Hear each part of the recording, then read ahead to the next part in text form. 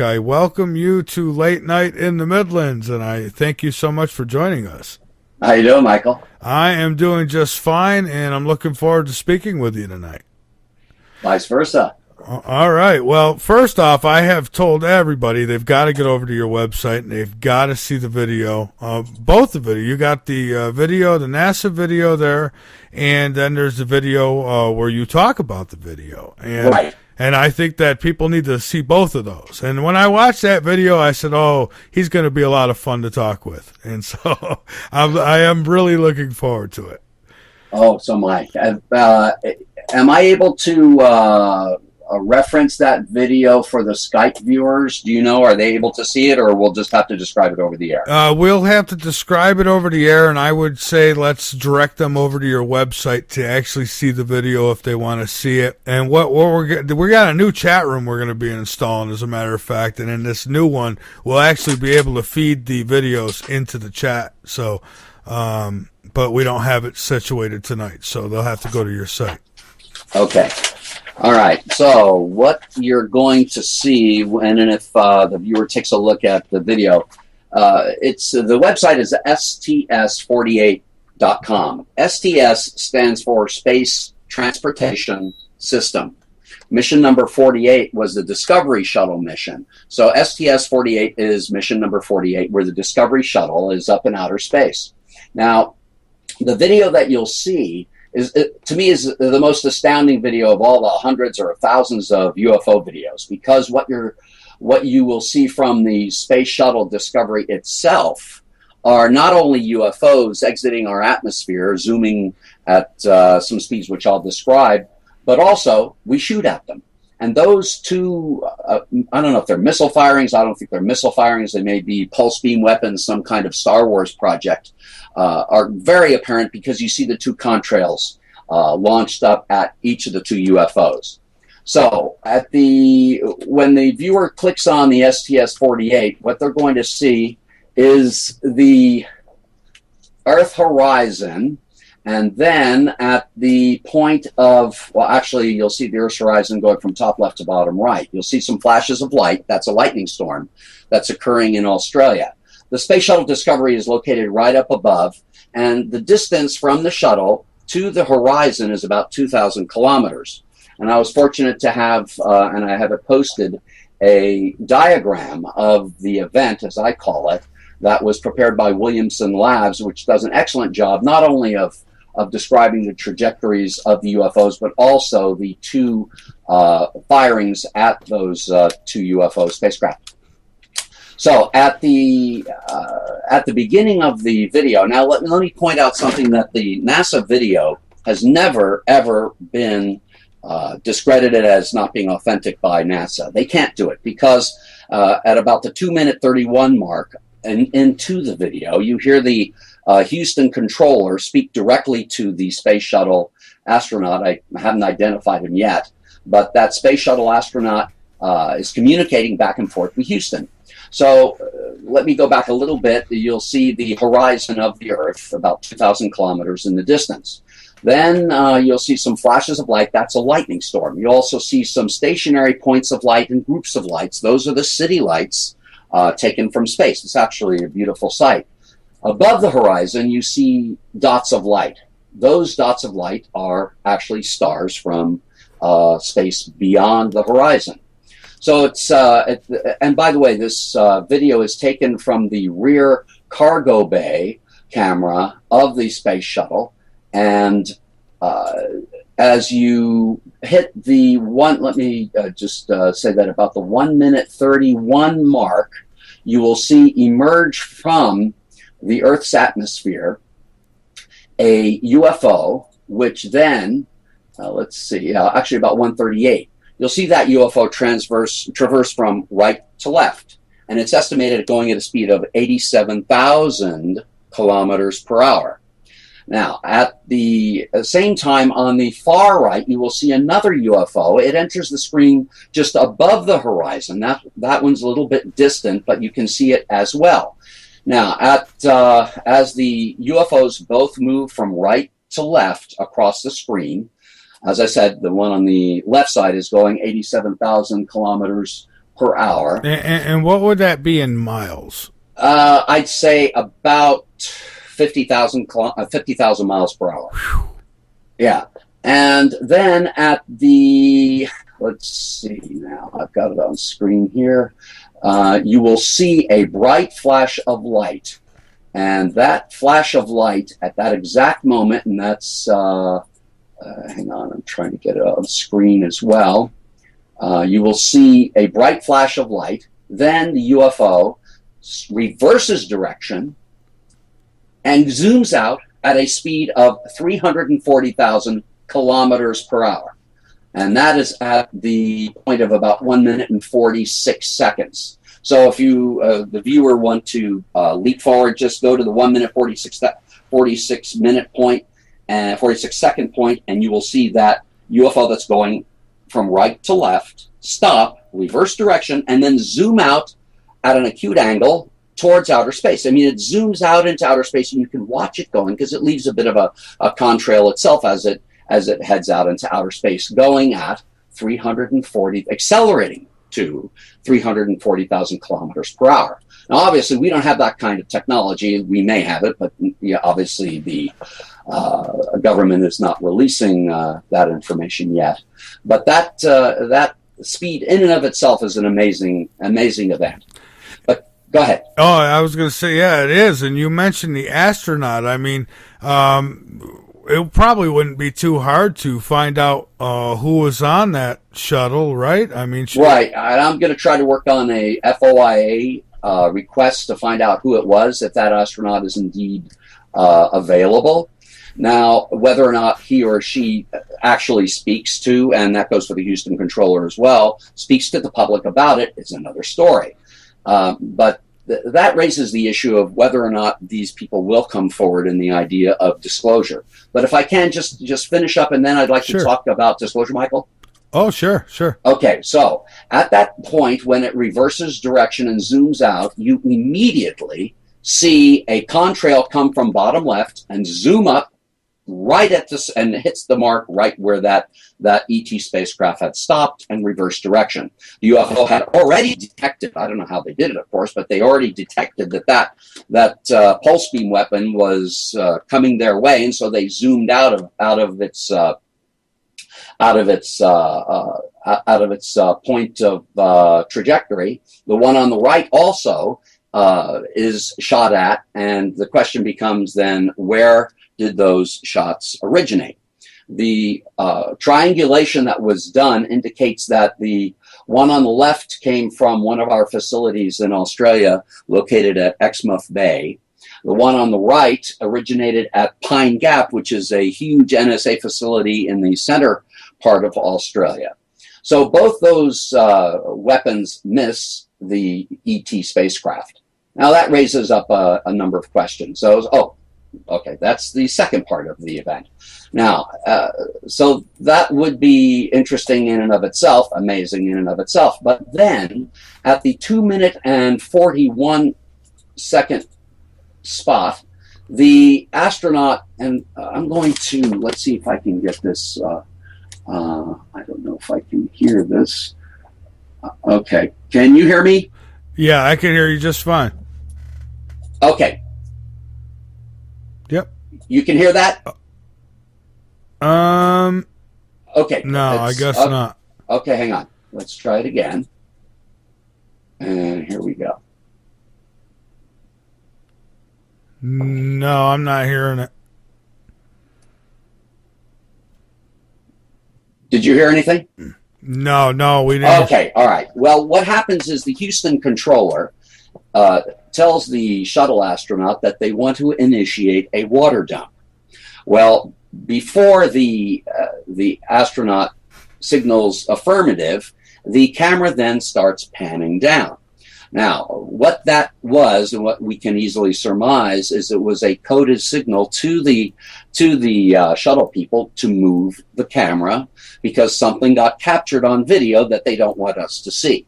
And that's the truly insulting aspect of this video, because they then try to hide what just occurred. So the camera will begin rotating or panning down, and then once it hits a certain point, it will start rotating traversing right, and you see part of the shuttle, the arm that lifts satellites up, and then you will see as the camera eventually focuses in on the rear, the back of the hatch door to the crew cabin. So the three events are visible, or you hear three parts to this event. First is, of course, the UFOs moving at two different speeds. Secondly, we shoot at it. Thirdly, NASA then tries to cover it up. Now, they have not and cannot, as I said, dispute that Houston is indeed talking to shuttle. And as soon as they finish that conversation, or during the conversation, they start moving the camera so that we can't see anything more. So they cannot and they have not disputed that. In fact, regarding the contrails, Michael, they have never, ever even discussed those two contrails. They can't, because they're self-explanatory. Anybody who uses some common sense and their perception can see that that's truly, we're shooting at them. It can't be explained any other way.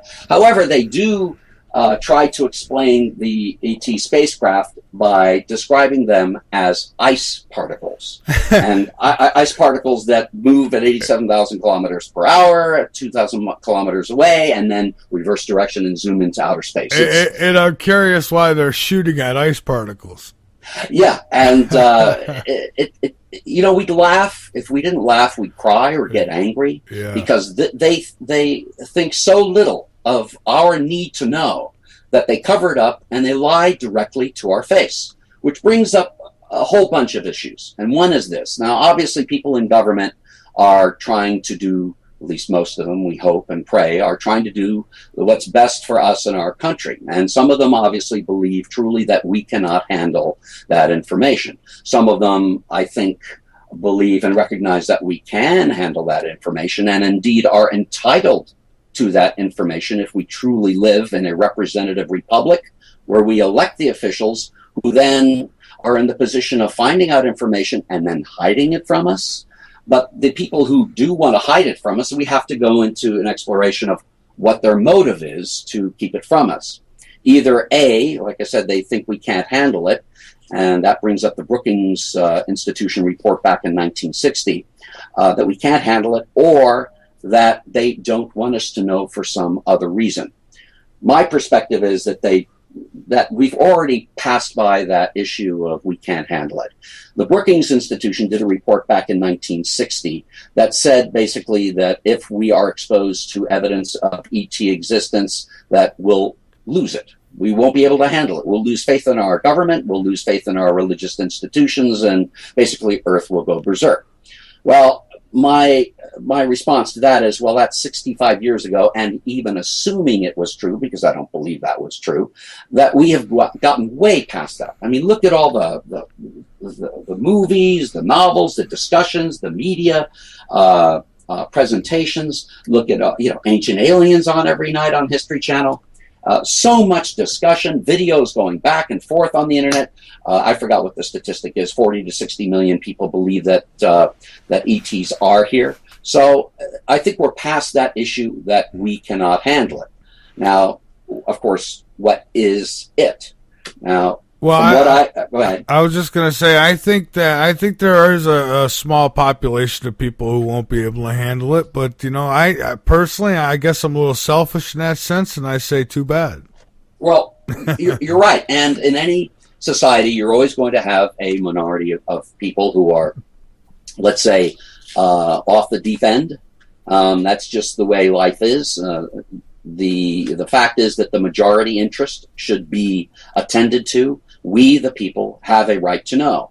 And obviously your show is going to be listened to by somebody in the government, and I would urge them to consider the following, that if they have been directed, as in my research I have talked to people who have been instructed to keep these things secret, that then that person has a choice. Do they follow that order that they have been told not to speak up about it, or do they release that information? And I would submit to people who are under that kind of order that they can release that information. And my justification for it is this. I'm an attorney, and I recognize that laws must be obeyed. But there are higher laws, and those, of course, are the natural laws, the laws of our Creator. And one of those is are the moral ethical laws. Is it morally, and this is actually encoded into the UCMJ, the Uniform Code of Military Justice, which says that no soldier, sailor, airman are obligated to obey an immoral order and to keep such information of such vital national interest, international interest, planetary interest from the very people who put them into power is an immoral act. Now, obviously, a lot of these people, and we have to be forgiving of many of these people who keep this information from us, but they have to start disclosing it. And their obligation is not to their immediate superior, but to the American people. You have to make some choices, and I would urge those who are in positions of power and knowledge to release that information and to disclose that information. And lots of people say, well, we can't handle it. Well, that's up to us to decide. We live in a representative republic, and we elect people who are supposed to represent us. They, in turn, appoint bureaucrats who are supposed to enable the machinations of power so that the functions of government are carried out. Well, in those operations of government, they learn things. They are under an obligation to give that to us. That was the original intent of the Freedom of Information Act. And it is so insulting when all the researchers, and there are so many unsung heroes in this field who have done work for decades, plodding along, trying to get information from the government. And what do they get back? They'll get a sheet of paper back that's completely blacked out for maybe a couple of words. Yeah. That's not the spirit of the Freedom of Information Act. And it is insulting to us as a people that we are being kept from the truth. They have an obligation to us, and they should keep that obligation. I get very irritated, insulted. We should all get angry when you look at that video, my friends, and you see what your very eyes tell you are seeing, and then they lie to us right to our faces. I'm sorry, I get a little hot under the collar, because we've had enough of it. It's time now for them to release this information. And anybody who is out there that's listening to this, spill the beans, let it out. Do it anonymously if you have to, but let us know.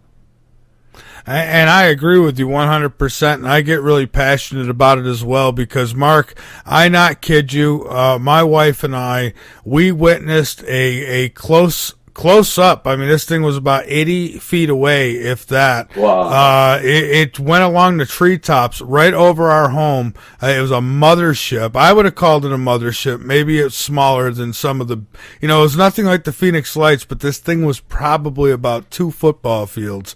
And it just glided over us. And I'll tell you, it was incredible. And I could take a lie detector test today, and I guarantee I'd pass because I know what I saw. And the light from this thing was contained within it. If I didn't look up, I would have never knew it was there. I couldn't hear it. It didn't shine down on me. But when I looked up, it was the most beautiful, brilliant color I've had ever seen. And it was all contained within itself. And it was intelligently controlled. And wasn't that a life-changing event for you? Yes, it absolutely was. And I think, Michael, that is why they are so concerned that if the American people, in fact, if all the people on this planet were exposed to this information, that it would be a life-changing event. And they don't know how that event will turn out, but it's up to us. If we truly believe in democracy and the idea of a representative republic, we have to trust the people. Otherwise, it's just going to be another benevolent dictatorship where the government decides what we are to know and what we are not to know, and they will make in their great wisdom all the decisions for us. And that's exactly what they're doing. Of course. Yeah. And what they've been doing. And the problem is, and I understand this, that each of us have to earn a living. We have to, bring home the daily bread to feed our families, take care of the bills. And so we get so distracted. And we're so tired at the end of the day that it's so hard to get the energy to do something that's a little above and beyond our daily lives. But my friends, we all have to, each of us, take a little step, baby steps at a time. The old line that every journey of 1,000 miles begins with the first step. But again, that's why we elect representatives, because they're supposed to do the job for us, because we're too busy earning the money to pay the taxes to put them into power. Amen. Amen. Now you say, they may be covering it up because some people can't handle it, but what I always thought, there was even bigger reasons than that. And I think it could be the technology. What do you think? I think that's part of it. And that is also something that we have to deal with. If that alien technology is made available to us, then they are, and that may be, Michael, you brought up a very important aspect to this, is that what happens, and maybe that's their major concern, or at least one of their major concerns, what happens if that amazing alien technology gets released to the public? What's going to happen? And how are we going to handle it? And I feel for the people that may be impacted, and here's where maybe you can help in this project. I talked to Paul Hellyer. I went to the MUFON symposium a couple of weeks ago. Paul Hellyer, who used to be the Minister of Defense for Canada. Yeah. And he is, Michael Scally, other people are doing work towards how to bridge how to make the transition from our current state of technology and our economy as it is based now on a consumption-based economy, to an economy where the technology is based on the superior alien technology. And that is an issue. And I think that needs to be done by conference. I think it needs to be done as a joint effort on the part of our nation and other nations. I think that people need to be apprised of it, and it may need to be a gradual transition, perhaps 50-year transition, so that we go from our current technology to that technology. Because all of a sudden, if we, let's say, release free energy, and all the implications that has. Well, we all think wonderful, free energy, and everything's hunky-dory, peach creamy, and won't have to pay the power bill. But what happens to that retired person in Des Moines that has their whole life savings in a 401k or in stock in one of the oil companies, and that will go through the bottom? We have to consider them and the impact on them. And that's one of the things I hope to God the government is trying to handle. Otherwise, if they don't deal with and making efforts to enable that transition, we don't want those people to be left behind. That's where I think a gradual transition may occur. When I spoke to Paul Hellyer about it, he said, well, look, what happened when automobiles came along? All the carriage makers went out of business.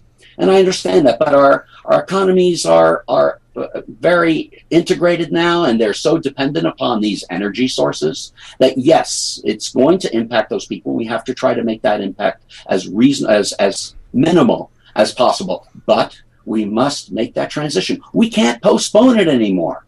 No, we can't. The Earth can't handle it. And whatever side you're on the fence about the use of oil, and it's done tremendous things. I mean, my God, petroleum fuels the ambulance that takes your loved one to the hospital. Petroleum is deeply embedded in our society. So we have to be able to have a planned transition to the next step in our societal evolution. We can do it, but we have to work together.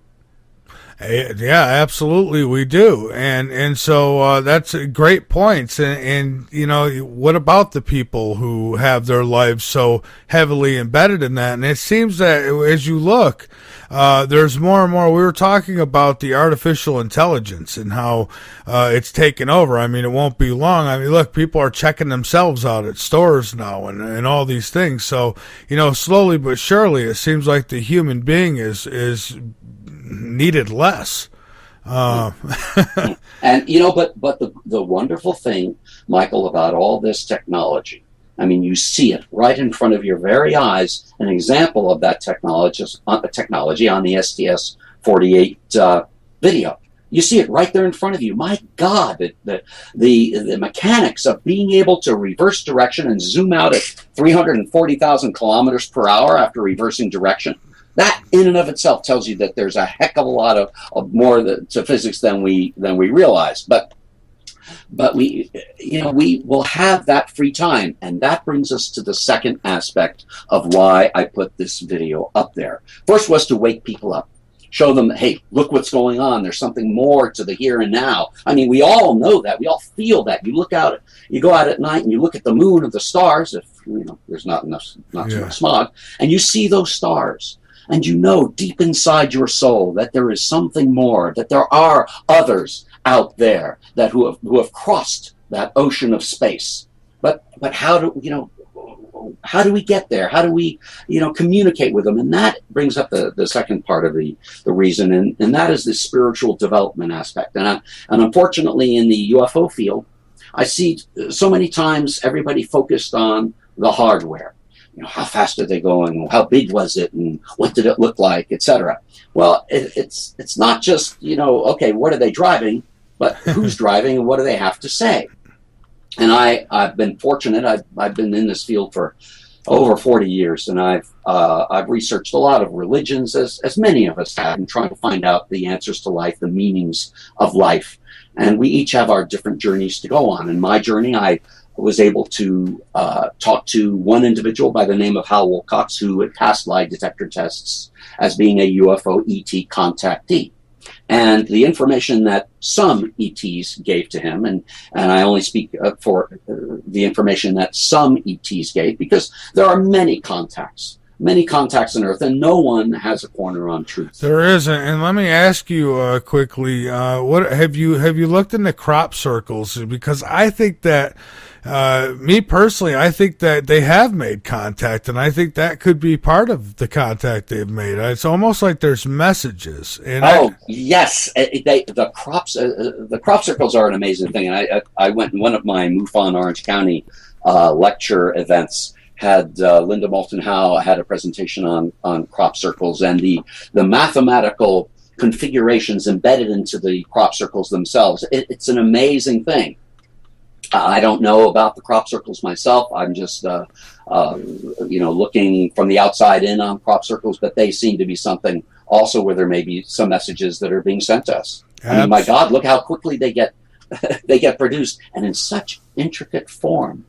Yeah, I mean, I've seen some really nice ones, and I had Patty Greer on the show too, and she, of course, does a whole lot in that field, and I'm amazed by it. I think that I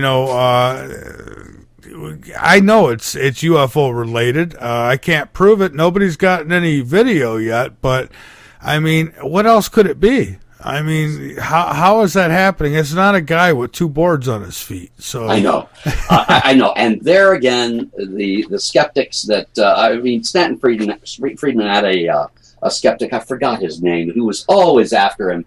And the science guy.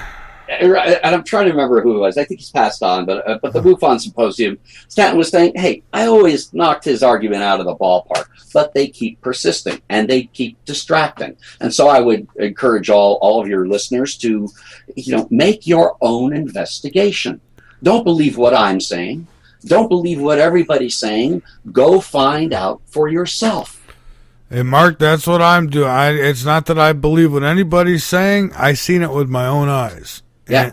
Yeah. Go ahead. Oh, I'm just saying, once you see it, I mean, once you take that red pill, there's no going back. Yes. I talked to a former Navy guy. He was on a P-3, an Orion P-3 anti-submarine warfare plane out of Hawaii. And they were about 2 or 3 hours out, he said, from Hawaii, when one of the crew members said, take a expletive deleted, look out the window. And all 10 or 11 of them looked out the window, and there, flying right next to their plane, was an immense craft. And it was, he said, it was at least 2 aircraft carriers long. They couldn't see the top or the bottom because it was right up against the plane. It had a number of recesses and projections, and the windows were all opaque.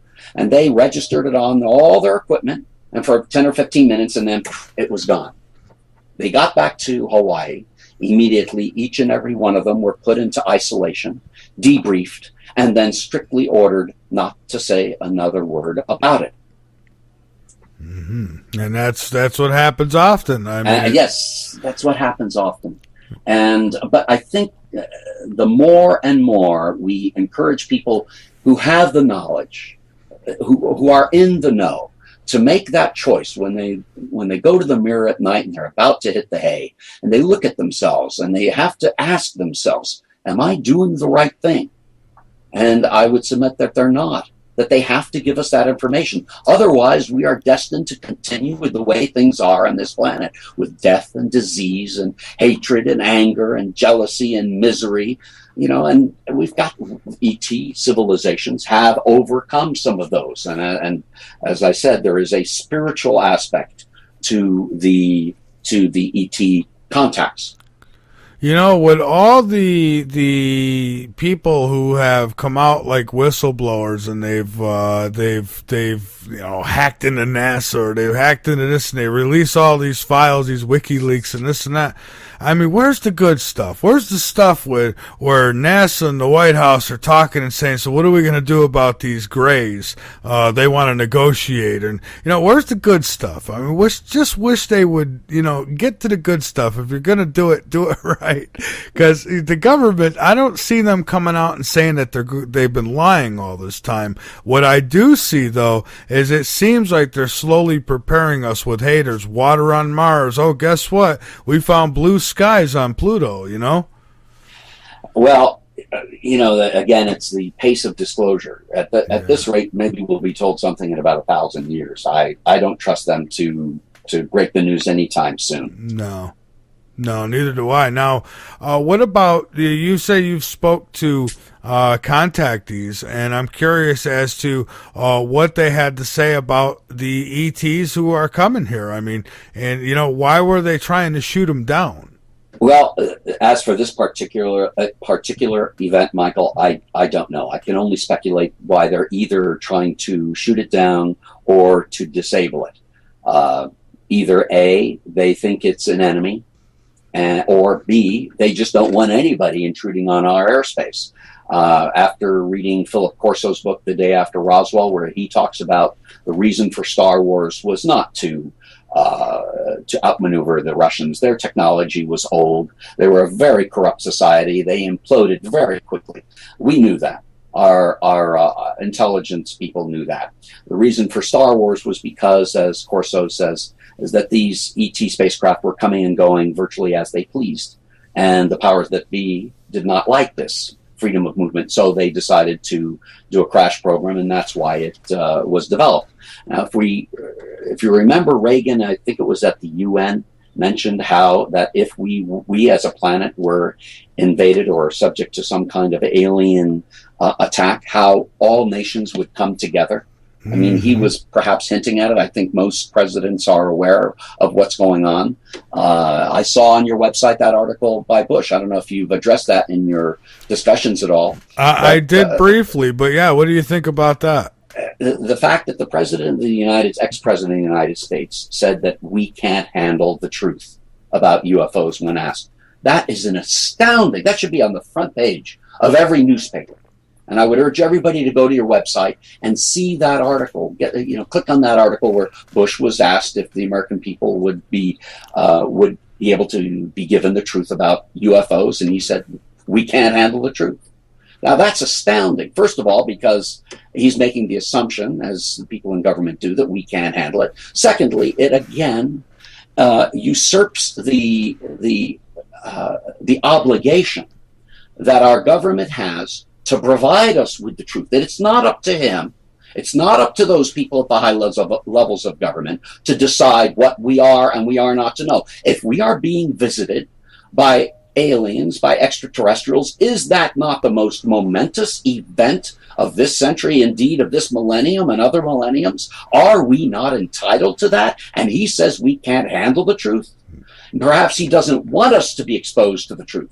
And that's something I hope he changes his mind, and I hope others like in his position or, in high, and he was the head of the CIA. What information was he privy to? But the fact that he said that we can't handle the truth, well, I submit that that's for us to decide, not for him. And it also tells us a lot, if you read between the lines, that's telling us that, yeah, they're out there, but you couldn't handle it if I told you. But again, you asked me, what do they have to say? And again, I can only speak to some ETs. From what Hal was told, there are many many extraterrestrial visitors here to this planet. Their technology has reached the point that they can travel, not accelerating, because as you accelerate towards a faster and faster speed, that your increased mass, I think what Einstein's equation says, your mass will increase, and that's not how it operates. What they do is they change frequency, and they're able to move instantaneously.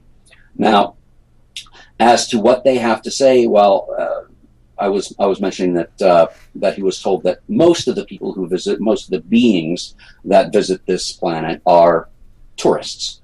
Some are some of the beings who visit here are clearly interested in keeping us subjugated, who are interested in serving the negative, if you want to call it evil, the bad guys, so to speak. There is an internal conflict. Anybody who looks at all at human history and can extrapolate to other planets, other worlds, and other existences know that there is a conflict between light and darkness, between knowledge and truth, goodness and confusion, anarchy, chaos, evil, if you want to call it that.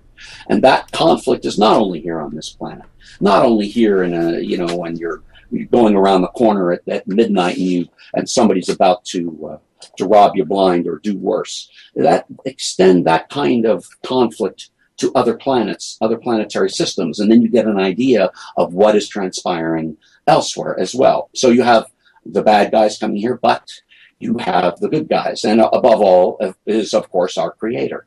And the Creator who has given us basic natural laws, as our founders refer to them, the laws of nature. We call them commandments. Those commandments are basic laws of nature. They're not just religious laws. And unfortunately, the information that has been given to this planet periodically over many thousands of years, we take that information and we make a religion out of it. Well, it's not meant to be a religion with all the cloaks and the incense and the vestments and the ritual and the murmurings and languages they don't understand. This is information that is to be used. So I have on the website something that it should be of interest. It's the 12 commandments. And Hal was asked or was given these 12 commandments. These are the basis for the 10 that we are familiar with. They are written in the language of the kingdom, a language, an ET language, which in and of itself is an amazing thing. Imagine a new language completely able to express intricate concepts of time and space and values. That in and of itself is an amazing thing. Well, this ET language is similar to Latin. And the 12 commandments, there are actually hundreds of commandments. In fact, anybody in the Jewish faith knows that I think it's in the Torah, there are 613 commandments. Well, the idea is this, is that each of us are only responsible for what we know. But the more we know, the more we are responsible, and the more we are subject to certain strictures, certain guidelines. Somebody who has a rubber band is not under the same obligation as somebody who has knowledge of an atomic bomb. So the more you know, the more you're responsible. So the more commandments come into play. The 12 that are listed on my STS-48 and also Anash.com and interworldinstitute.com, those 12 commandments are more encompassing and open up the realm to other worlds and other existences. And one of the people who wrote into me asked me, does it in any way conflict with Christianity? And I say to him, no, it doesn't. The basic fundamental tenets of Christianity and most religions are sound. The basic principle, of course, is the golden rule. Do unto others as you would have them do unto you. And that is inculcated in the 10th commandment, which says that the Divine Father commands that you do good, weighing all the circumstances, and do the best in regards to all, bearing in mind that it might bring harm to others. It's kind of like the catch-all, be-all. There's another one, for example, it says, thou shalt not pervert light. Well, the closest thing that Hal was told, they told Hal of what that means is that thou shalt not lie. Truth is light. So if you twist the truth, you're twisting light, perverting light, if you want to put it that way. So those commandments, for those who are seeking to advance their spiritual development and to try to get back to our Creator, because we lowered our beings over a period of many, many lifetimes. The purpose is, now that we're on the physical existence, is to rise up and develop and to ascend back through the spiritual planes back to our Creator. And we can do that. A being named Faj, who is in control, kind of like the commander of this sector of the galaxy, sent to Earth back, I think it was 250,000 years ago, colonizing devices.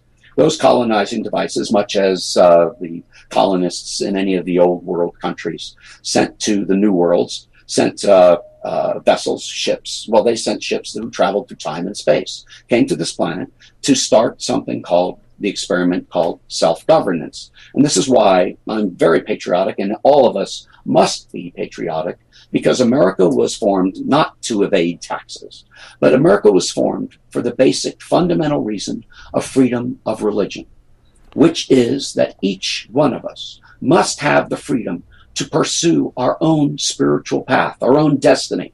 We must have that freedom.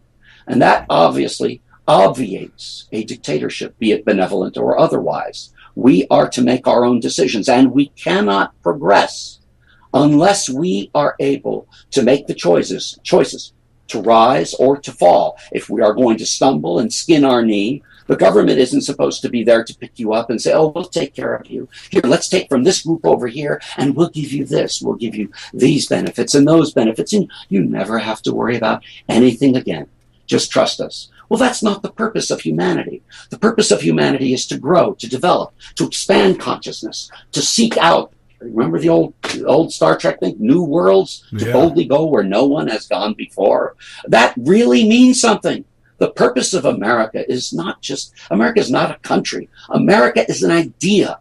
And when somebody in government says that America is not exceptional, they are wrong. America is exceptional, and we should be proud to bear the American principles. Why? Because they are for everyone to enjoy. I don't care what station in life you are, how much money you have, or obviously care if you're poor, but it doesn't matter what your station is. You can achieve spiritual enlightenment. It may take many, many lifetimes, and it may be a very tumultuous journey, but you can do it. And we all have to try to help each other, but ultimately, those decisions are us for ourselves.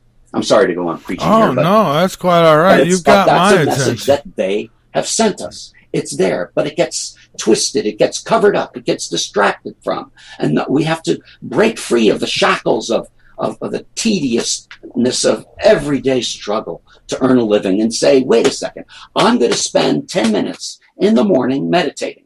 I'm going to make sure I set aside some time, and I'm going to sit down. I'm going to quiet my mind, and I'm going to make sure that I can open my mind, get past what Eckhart Tolle talks about, the egoic, transcend that. Gurdjieff was somebody that Hal was taught to study. Gurdjieff talks about the eyes, the personalities that we have. We have a personality who reacts this way or that way. He's a happy-go-lucky. He's an angry, jealous person. Many, many personalities that we are with different people in different times.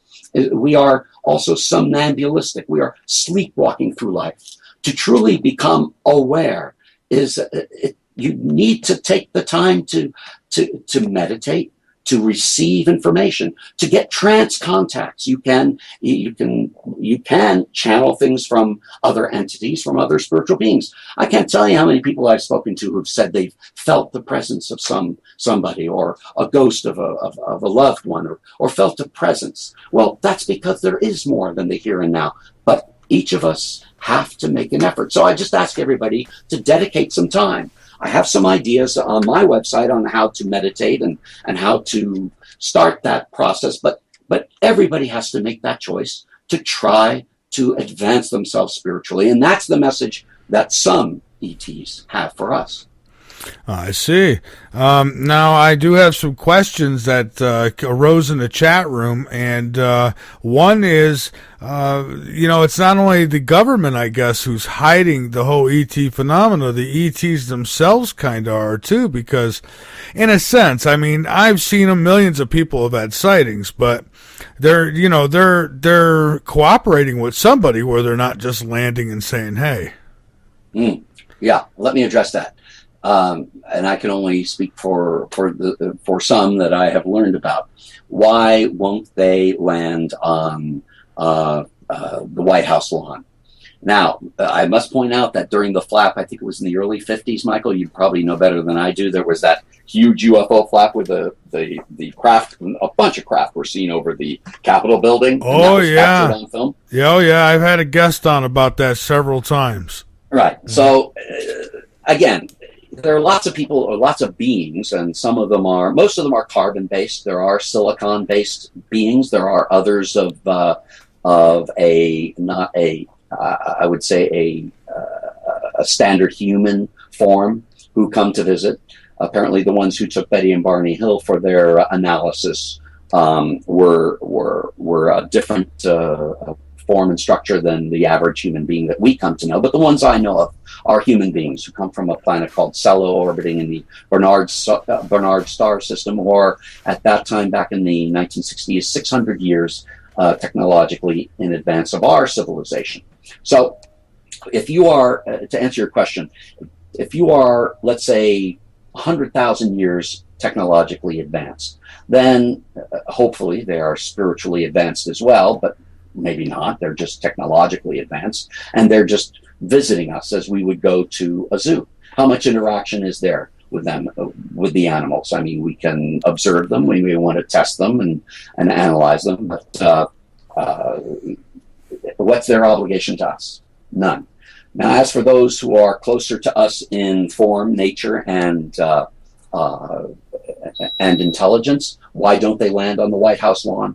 It is because we cannot be scared into taking action to develop our spiritual being. We cannot be frightened into taking steps. If they were to land and people would be shocked and looking at them, and maybe they would be, as some government officials fear, be worshiping them as some kind of god.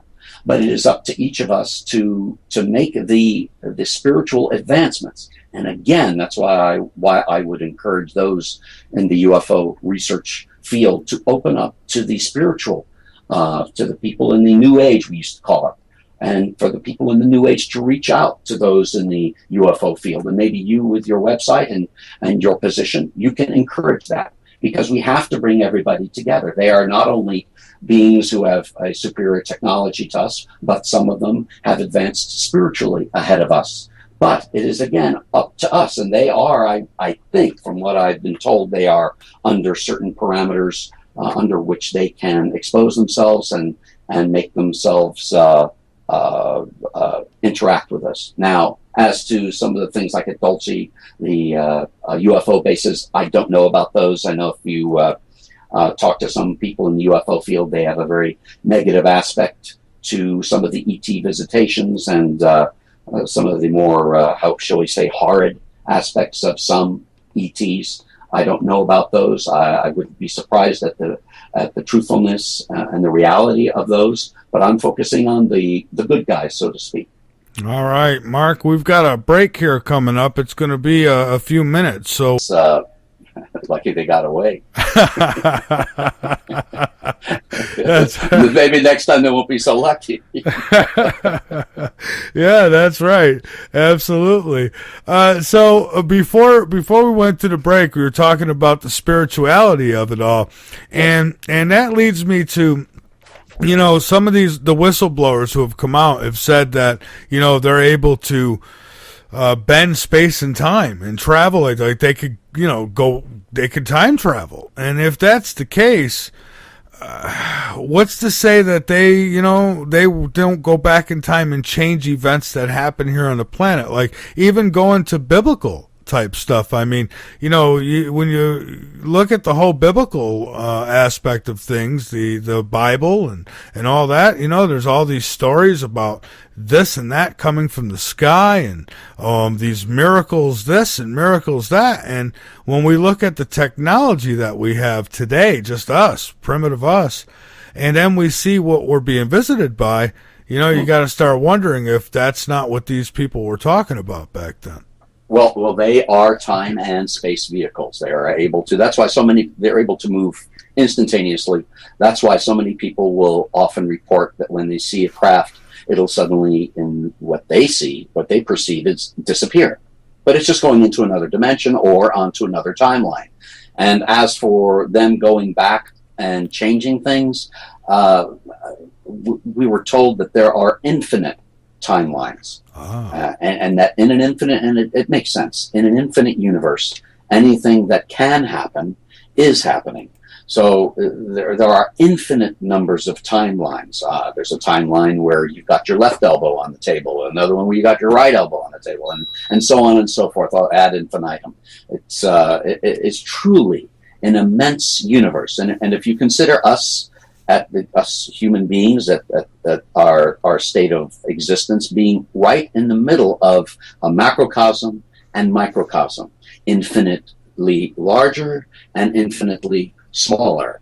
And then in terms of not only the size aspect of it, but the timeline aspect of it, it is truly an amazing creation. And for somebody to believe, let me just point one thing out, is that for somebody to think that there is not a creator, I would respond to them, well, go outside, look at the firmament, and there's your creation. And for those who are very technologically inclined, I'd say, look at your computer, all the software. Somebody had to create that software. Okay, that's maybe Bill Gates is their God, but if you look at the program, this immense creation, the immense program, there is a creator. You call it, our founders called, I don't know if it was Jefferson who called it he, she, it, a God, our creator, the supreme architect. What a marvelous description, the supreme architect. I agree with you totally, and you know, the listeners probably get sick of me hearing me say this, but I feel like we live within God. Like when you look at the universe, it's like, you know, we're in it. We're in God. Yes, we are. And if I cut you off. Oh, no, okay, please, go ahead. You're more interesting than I am. You're bringing up, inciting me to say things, and we are part of creation. We are part of our Creator and His creation. And that aspect means that we are truly brothers and sisters, though we may not see it that way, and it may take many lifetimes for us to see it that way. And the old poem by John Donne, no man is an island entire upon himself. Each is a part of the main. So ask not for whom the bell tolls, it tolls for thee. So we are all part of this one creation, vast creation, and we get separated from it. We separate ourselves from it. And yes, we have an individuality to us. Each individual has a unique soul like no other in the universe. And I may get a little mushy here, but I would say to anybody who may be depressed or sad or disillusioned at their station in life or some terrible traumatic event, is they have to hang on and recognize that their life does have value. It has meaning. But you have to pick it up, pick up the pieces yourself. There's only so much that others can do. Some journeys can only be done alone. But each individual has to make that journey. And you'll stumble and you'll fall, but have courage, have faith, and recognize that there is a creator who loves you, who cares about you, and wants you to succeed in that journey to eternity, to a spiritual enlightenment, the likes of which we cannot even imagine right now. But we get so stuck up in everyday life. You know, it's very frustrating. I think the government purposely tries to keep us busy as bees. You know, keep working, pay your taxes, work harder. I agree. Yeah, it's like a big distraction, because I'll tell you what, doing this radio show, I wasn't always full time in this radio show. I mean, there was a time when I held a regular job and did this show, and it was almost impossible. And now that I've been able to put full force into what we have here, it's like, you know, you have a chance to take a breath and see outside that box. And I'll tell you what, it is a rabbit hole like no can do. And yeah, I think they are trying to keep us totally distracted from it all. I mean, I don't even turn the television on unless it's just to catch a few minutes of the news, just to see what they're telling people. Other than that, I don't spend much time with televisions to cloud my mind. I like spending time with like people like you and hearing what you have, and I take a piece from every guest I have on in the last 8 years, and there's always something I learn from every one of you, and we all put our own puzzle together, really. I mean, and eventually we'll come together and we'll all see the same picture, right? Yeah, and the optimism that you have, the optimism that we all should have, should be the motivating force behind each of our actions to be positive in our outlook. And that's why I don't know your politics, Michael, but the one thing I admired about Ronald Reagan was his optimism, was his belief in people. And when he talked about that shining city on the hill, maybe he was being a little esoteric there. The shining city on what hill? Which city? In what galactic constellation? I don't know, but the idea that we can make more of ourselves, and there is something to aspire to. You had on your break a snippet from Eisenhower, where he said we must guard against the acquisition of unwarranted influence by the military-industrial complex. Mm-hmm. Well, as I heard somebody else add to that, not only the military-industrial, but also the surveillance complex. And as we live our lives as a nation, as this nation has gone on for close to approaching 300 years, how we have taken that grand experiment and we are messing it up. We are gradually, our freedoms are being usurped bit by bit. Our interest in the spiritual is being distracted with our need to survive and our struggles to survive. When you look at the creation of America, and we were told that America was the third experiment on this planet. The first two failed. Atlantis and Lemuria both failed. Not so much they were destroyed as they failed, and as a result of their misusing powers. Now we have the third experiment, which is America. And in her third test of destiny, which the first one was, of course, religious freedom. The second one was the Civil War and civil human rights. And now we are coming to the point where whether or not we can use this heritage and use it for each of us to advance ourselves spiritually and truly be one, e pluribus unum. Those corny things that we grew up on, which are not being taught in our schools anymore. How often do we tell our kids? How often do schools talk to our kids about that corny patriotic stuff about God bless America? And it's important that we recognize that God has blessed America, but it's up to us. And boy, are we screwing it up. Oh, we're kicking them right out. Yeah, but I look at people say, well, what do you mean America's special? When you look at the foundings of this country, Manly Hall, who was from the Philosophical Research Society in Los Angeles, he wrote a book called The Secret Destiny of America, and some other books that I'd encourage people to look at, where he analyzed the beginnings of America and how there was a mysterious professor who lived with Benjamin Franklin for a couple of years before Franklin came out in favor of independence. He was his roommate and had in his room a locked chest with ancient manuscripts. And they used to spend long nights talking about things. I can only guess at some of those. Perhaps he was an ET. Perhaps he was just an enlightened being here on this planet. And there are still some of those enlightened beings. They are around. They're not just hiding up in some cave up in the Himalayas. They are around, but they're not apparent to us. But Franklin, the others who started this country, why is it that at one critical moment in time and space, that these brilliant minds, Jefferson, Adams, Washington, Madison, Ben Franklin is my favorite. He's a real character. But they came together at one moment in time and space, and with their brilliance of purpose, and with scouring thousands of years of human history to come up with the right form of government, the best form of government, to give us, each one of us, the ability to pursue our dreams. And as Franklin said, he said, it's not up to the government to make us happy. It is up to the government to allow us to pursue our happiness. And that's the problem with people in power right now, is they want to, and there are some who ascribe very negative, evil motives to the people in power and presidents as they come and go. I don't necessarily agree with that. I think that they're misunderstanding the purpose. They may be intending great good, but they're going about it the wrong way. They have to let us make our decisions. They are not here to take care of us.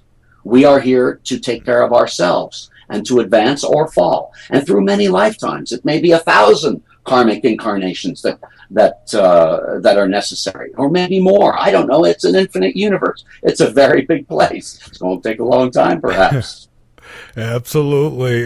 We've got a listener in the chat asks if you know Ed Grimsley. Oh,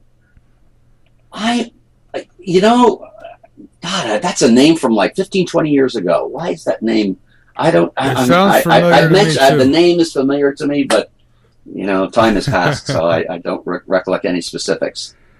All right, great. So basically, you said that some of these ETs could actually, some of these crafts, it could be kind of like people going on vacation somewhere and sightseeing. Yeah, tourists. Yeah, tourists. They're here visiting.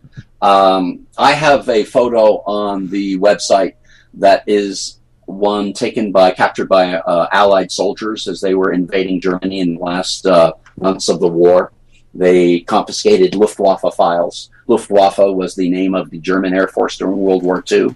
And a Luftwaffe pilot took a photograph of an ET craft, which is the bell-shaped craft, the one that I saw, one that the ETs that visited HAL had traveled on. It's very similar, not exactly the same, but that bell-shaped craft is a common one. It was photographed by Adamski as well. But that one that was taken, the photograph taken by a Luftwaffe pilot, as I looked down, I think it was in February of 1945, 19th of February, 1945. But that craft is a time-space device. Well, see, now what I'm thinking is, when we had our sighting, what happened, I'll give you and we'll take a call, but I just got done with a show. I did a show with Robert Stanley, and we talked about UFOs being sighted around electrical storms. And so I go out to throw my trash out for that night. Just got done with the show. I come back. At the time I smoked, so I was standing there and I lit up a cigarette. And I seen something out of the corner of my eye, something just glimpsed, and I looked up, and there it was. And I ran underneath this thing. I banged on the house, and then I ran under this thing. So my wife comes out, she sees it, and her first words are, "What the hell is that?" And I'm running under it, so I'm thinking somewhere on another planet then, there could be tourists who have my picture of jumping up and down under this thing. And say, look at the primitive idiot. Look at him. But amazing. So that's it. My mug could be somewhere else in the universe. So we got James here. James, welcome aboard. You're on Late Night in the Midlands. Hi, Michael. Thank you. Hi. How you doing, Mr. Peters? Good. Call me Mark. Hi, James. Okay, Mark. I was the one that asked Michael to ask you if you're familiar with Ed Grimsley. Well, Ed Grimsley is a distant cousin of Laura Eisenhower's, and he actually makes night vision goggles, and he brings them to the conferences all the time. We go up on the roof and we look through them. Well, anyway, he actually has photographed with his vision goggles UFOs shooting at actually UFOs shooting at other UFOs, and then escorting them to the moon. He also has, from the ground, he's actually got, if you, search for May 12th UFO 2001 star-like object fires missile at UFO, Ed Grimsley's Skywatch, you'll see him on the ground and pointing out where the same beam-type weapon in the sky, UFO shooting at another UFO. And you could also look at his I think 2011 he did a conference in Stockholm or something, and he's just got some amazing videos, and he sells these scopes to anyone that wants them. He'll make you one custom made if you like. So I've heard about that. Yeah, I've heard about those scopes. They're supposedly fantastic. You can see immense goings on in the night sky. I want one. Apparently, there's some really amazing stuff going on. Yeah, he takes them and he actually either tapes them or makes some kind of device and connects them up to your phone or some kind of video camera, and he's getting some real nice photos. And you can get any type. He'll make any type you want. So what was the event that you May 12th, 2001? Yeah, May 12th, UFO 2011 Starlike object fires missile at UFO. Ed Grimsley's Skywatch. That's the name of the video. I can send you the link if you want, but just Google Ed Grimsley's name and it'll pop up, and you'll see all his YouTube videos. He got a lot of YouTube videos of when we went out or he went out on the roofs of these places and shot all this video. The more and more that these craft are seen by average, regular, man on the street Americans, then I would think that the government officials should recognize that they have to fish or cut bait. They have to make a decision. Either we are going to be told this information because it's so obvious that it's occurring, or they choose not to let us know, and then it may be push comes to shove, and they may be forced to. Other countries are releasing it, the information. Was it Britain, Canada, one of the South American countries are opening up their files, but of course I don't think they're opening up all the files. No, I don't think so either. I heard Mexico is going to release their files, and several countries were going to, but I'm thinking, even if they do, somehow, somebody's keeping us from finding out anything too useful, because I haven't seen anything so far where anybody's come out and said, here it is, here's the smoking gun. I mean, for me, I don't need that, because like I say, I've seen it, but what James is talking about there, I mean, I've seen those videos. I've seen videos of people with the night vision stuff checking the sky out. And, of course, the skeptics say, oh, they're just bugs. Look, you can tell what you're looking at. So, but anyways, go ahead. I'm sorry. No, I was just pointing out that the more and more that we have, that people have cell phones and are observing and photographing these things and exchanging them, there may be an insurmountable tsunami which is going to force the government to confront the issue. Now, the question is going to be, are they going to make it a negative type of a disclosure, or are they going to pose it in a positive manner? And that's going to be an interesting choice that they're going to have to make. In other words, are these bad guys we should be afraid of? Or are, the good guys? Well, they're both, actually. Well, all three. You got the tourists, you got the good guys, you got the bad guys, like the grays. From what I've learned, those are not benevolent good guy. They may be robots, whatever, but anybody who abducts and does so without somebody's permission, and I'm sure you're familiar with the entire area of abductions, that's infringing on somebody's freedom. And it's a very negative thing, and perhaps that's one of the reasons that the government doesn't want to release it, because then if it comes out that they were so free to be able to abduct people and they couldn't do anything about it, then people might get very scared. But we've got to be able to make that decision ourselves.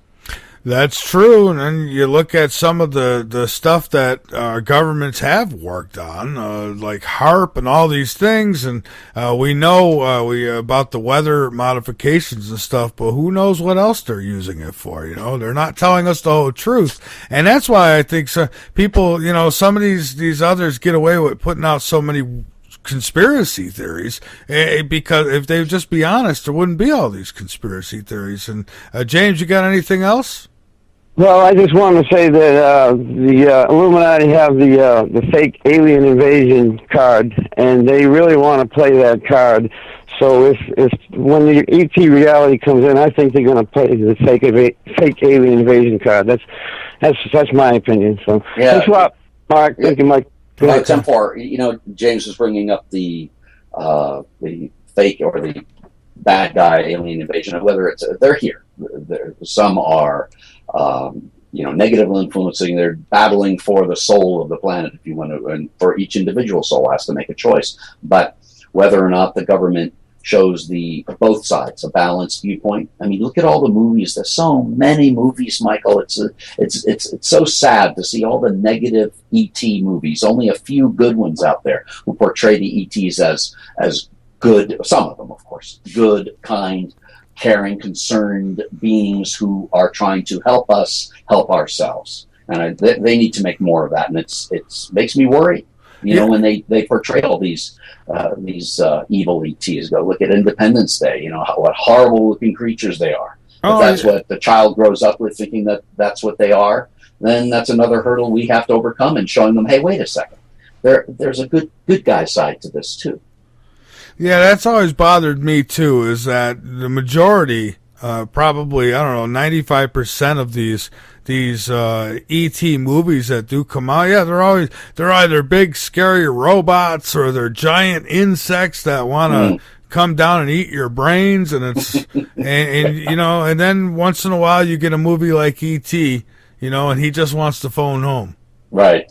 My favorite is, of course, The Day the Earth Stood Still, the original one. I mean, Keanu Reeves did a pretty good job, but it was still, why would he want people to be destroyed? He kind of changes his mind at the last, but the first Day the Earth Stood Still was just a terrific movie with such a wonderful message and a very realistic message. The decision is up to us. And he mentions about that the other civilizations out there were concerned about us acquiring atomic power.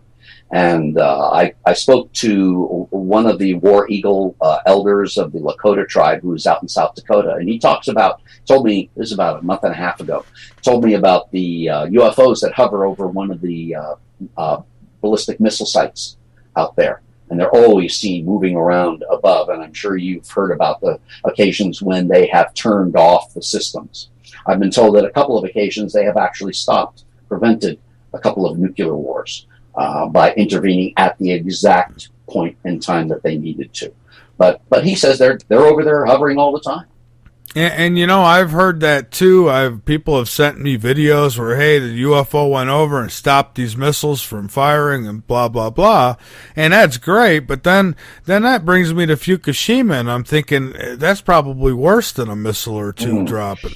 That you bring up a very good point. And what the ETs from Solo were saying is that so much of us improving our lives and advancing our spirituality depends upon health and sanitation.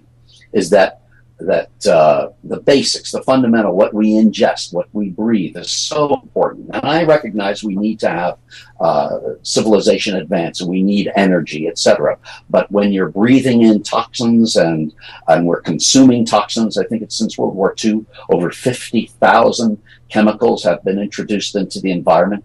My God, we don't know what these things are could be causing, the potential for harm. So health and sanitation is an aspect, and the reason being is that to achieve some psychic abilities, one of the many things that they taught is how do you achieve psychic abilities, and the key factor to that is the third eye, the pineal gland, which in Webster's dictionary, Webster used to define it and used to have in its definition for the pineal gland, the seat of the soul. They don't have it anymore, but they used to. The seat of the soul, which in many civilizations, the third eye, the pineal gland, which is located in the most protected portion of the cranium.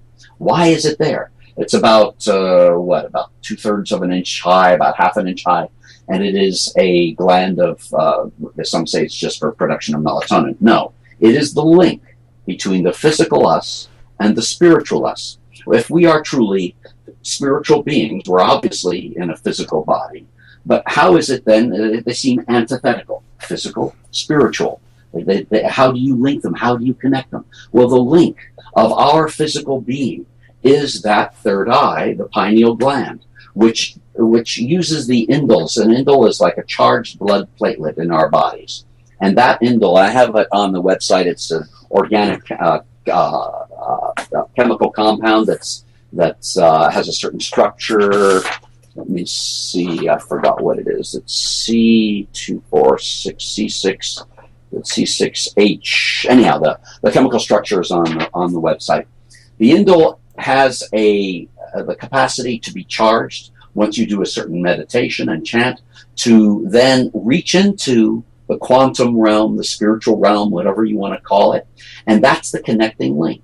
That is what enables us to be able to access the various spiritual levels of existence, the psychic abilities. You can develop your psychic abilities, such as precognition, such as telekinesis, and so many abilities which seem auras. But it involves diet. That's why they talked about health and sanitation. Diet. And there are certain foods which encourage the growth of that connecting link, that spiritual link, and there are other foods that and substances which destroy that. Primarily being the Indo poisons are pork, spinach, chocolate, tobacco, alcohol, bleached flour, and refined sugar. And people will say, "Well, spinach is very healthy." I'm not talking about nutrition. I'm talking about the chemical effect upon the indole and upon that structure. Pork. Why do so many religions forbid the ingestion of pork? It's not just trichinosis. The real reason is, the fundamental reason is because that will destroy that link, that very tenuous filament of a millionth that reaches into the quantum realm. Now, does that mean that if you ingest all those things that you cannot have psychic abilities, you cannot develop those psychic abilities? No. There are people who are natural psychics, naturally born. No matter what they eat, drink, smoke, ingest, they can still read auras. They can engage in precognition and remote viewing, etc. They can have those abilities. It's like an athlete. Some athletes are born very talented, very skilled. They don't need to practice much at all. They're just great athletes. They were born that way. And the same with psychic abilities. There are people who are just born that way. I'm sure there are many in your audience who they can't explain it, but hey, I remember this, or I dreamt about that. Well, you may have some naturally psychic abilities. It's up to you now, I would say to each of your callers, listeners, to follow up on that. If you've got some event, a little tiny event that, wow, I remember this place, or I've been here before. Well, meditate on that. Try to work towards using those abilities. The Indian from the country of India, they're very open to the idea of past lives. And they have libraries over there, and they engage in acquiring the memories that children have when they become aware. For example, a family's driving down a road, and all of a sudden they're in a new town, never been there before, and all of a sudden one of the kids says, "Wait, stop! I live there." And what? They stop the car, and the kid says, "Yeah, you go up the stairs and you go over here. There's an alcove, there's a fountain, and blah blah blah blah," and they describe it exactly. It's because they're remembering a previous lifetime. Now, as we get old and adults start telling us, when you have an invisible friend, "Oh, you're not seeing anything. You're just imagining things." But I see him, Mom. I say, "Dad, oh, stop it. You're just dreaming. Get busy. Do your homework." We have to encourage that kind of thing, and imagine, not just the imagination, but the awareness of the spiritual aspect to life. And then we can make those transitions. If everybody was aware of the potential that they have, imagine what we could accomplish. Imagine how far each individual could advance. Somewhere along the lines, Mark, that was all cut off from us, and I don't think it was no accident. Yeah, and that's where the negative aspect comes along, where the guys the bad guys, if you want to call them that, to be so simplistic as to say that, those who serve the negative side, it's like in a shootout, you got the good guys, you got the bad guys. There are those who are truly vying for our soul, our consciousness, for us to choose those ways. And it's just like you have individuals on this planet who wanted to control others, be they Hitler, Mao, Stalin, Pol Pot. They're always showing up, and they're always destroying lives, and they're always trying to control people and do hideous things. Well, you expand that to other planetary systems. They exist. They have to be dealt with, and we have to be realistic about it. We can't just have our head in the clouds and think, "Oh, life is so wonderful, peachy creamy." No, you have to protect yourself, and there is a 4-step protection of light, if I may. Please do. That these certain ETs taught us. That was one. Whenever you feel that you're under a negative attack, and you think that I'm sure you felt it, where somebody walks in the room and you just get the chills. Oh, yeah. Whether they're a psychic vampire, if you want to be so dramatic as to call them that or whatever, but you just feel uncomfortable with this being, or you feel that you're under some kind of influence in some way. Do a 4-step protection of life and say out loud, I accept only the good of God. I send all forces back to their source. I send them back tenfold, and I do so with the words, thy will be done. And that will help. Now, it doesn't mean you don't dodge the bullet. You have to do some practical things as well, and you get yourself out of a troublesome situation. But there's a spiritual aspect of things as well, and that's what's being avoided. But many religions, and I do not mean to disparage religions, because they are man's attempt to try to understand the unknown, and I understand for many people that's very important. But ultimately, the search is within yourself. And each one of us has, and I think Jesus said within each of us is the kingdom of God.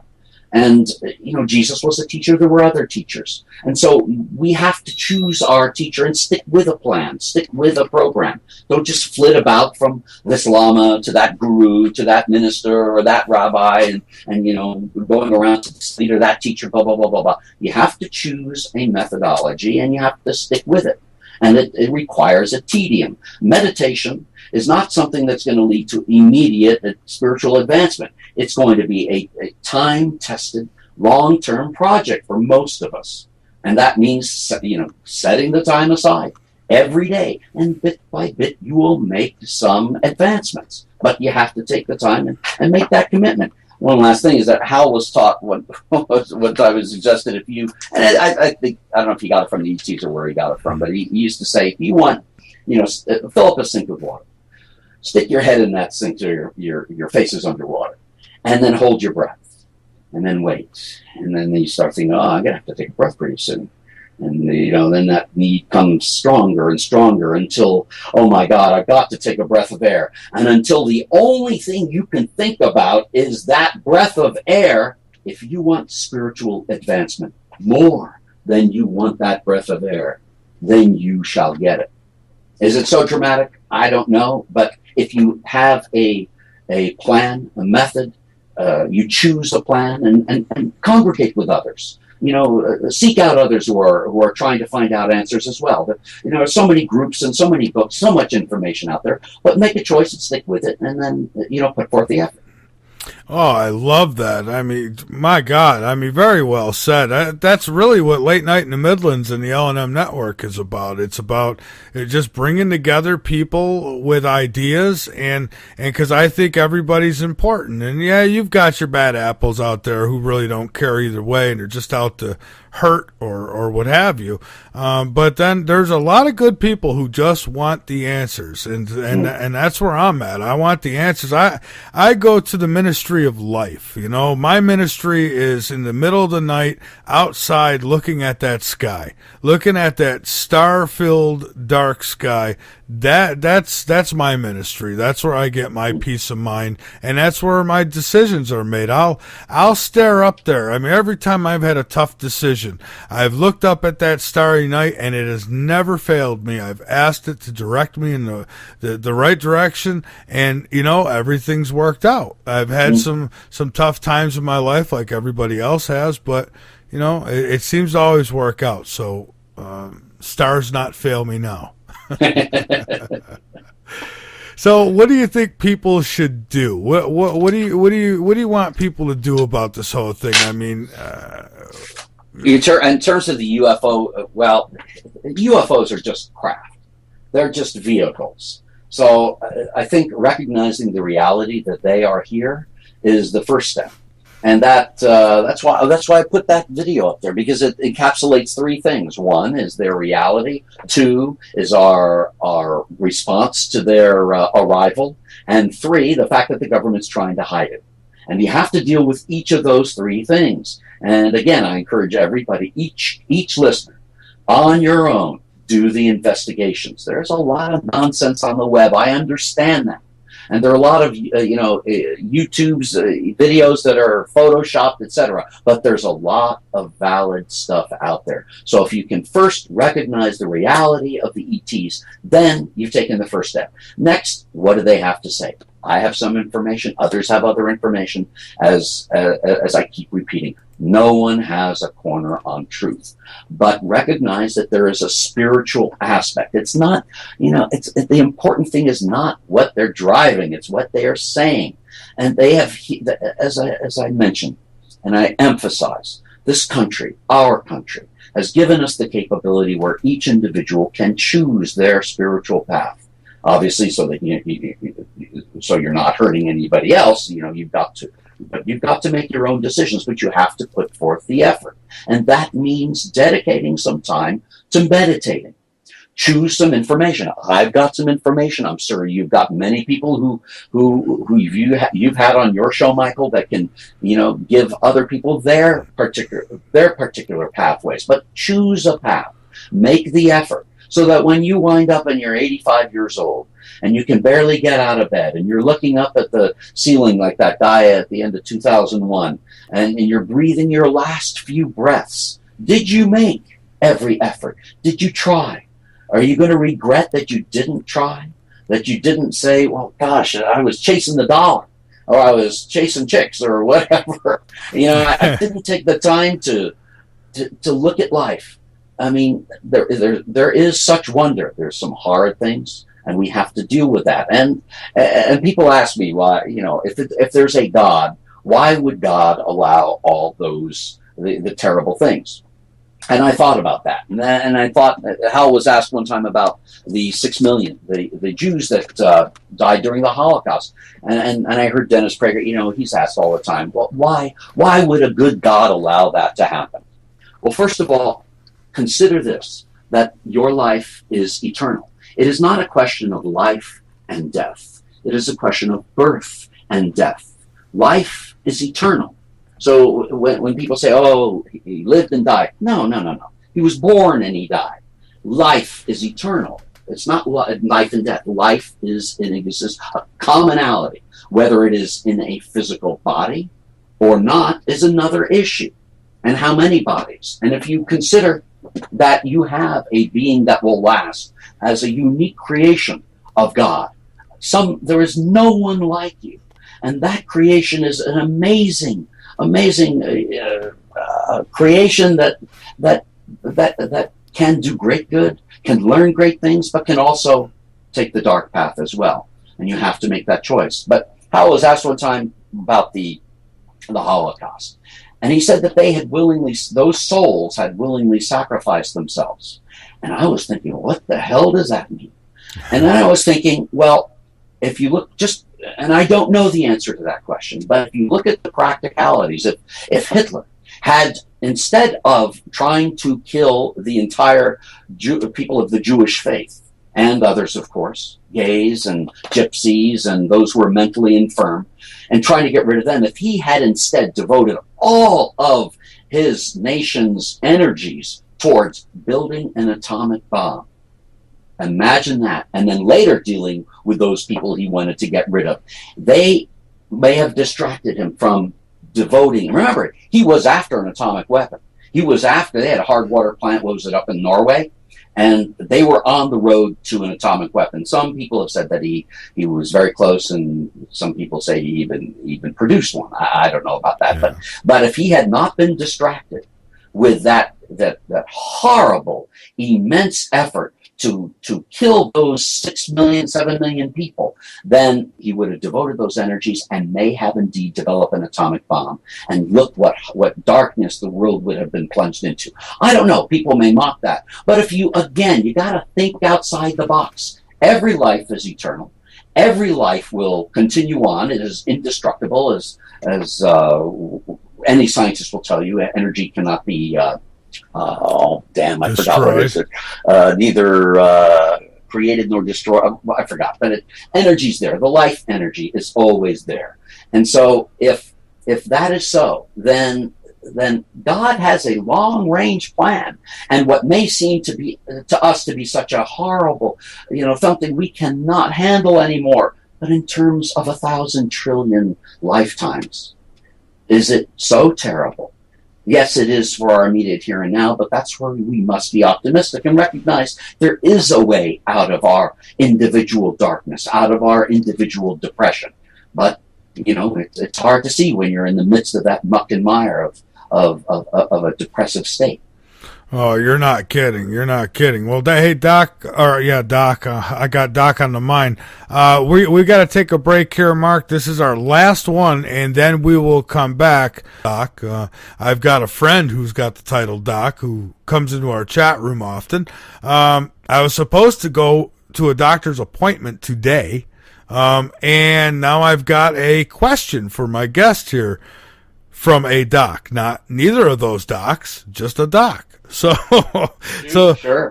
this is what it does. All right. So here we go. He says, I understand that your guest is considering filing a lawsuit against NASA. I had mentioned that in the beginning of the show, and I never actually followed up and asked you about that. So I'll ask you now. Well, the FOIA is only as good as what they'll give.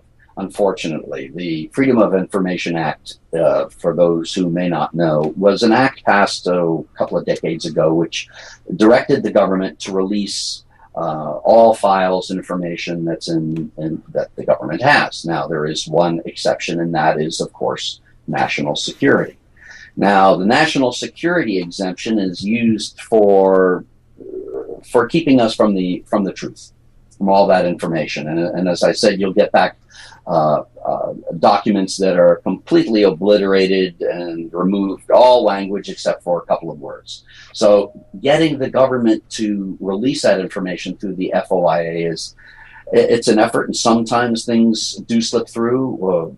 J. Edgar Hoover's statement about complaining that his people didn't have access to a particular spacecraft was one example that probably the FOIA censors are shaking their heads in regret about letting slip through. And sometimes things do slip out. Whether or not it's going to be effective, remember the government keeps, and they're so adept at keeping secrets. And people say, "Oh, how could you keep such a secret?"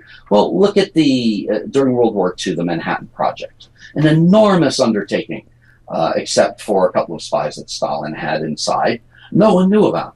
25,000 people working on the atomic bomb project for a couple of years, completely kept secret.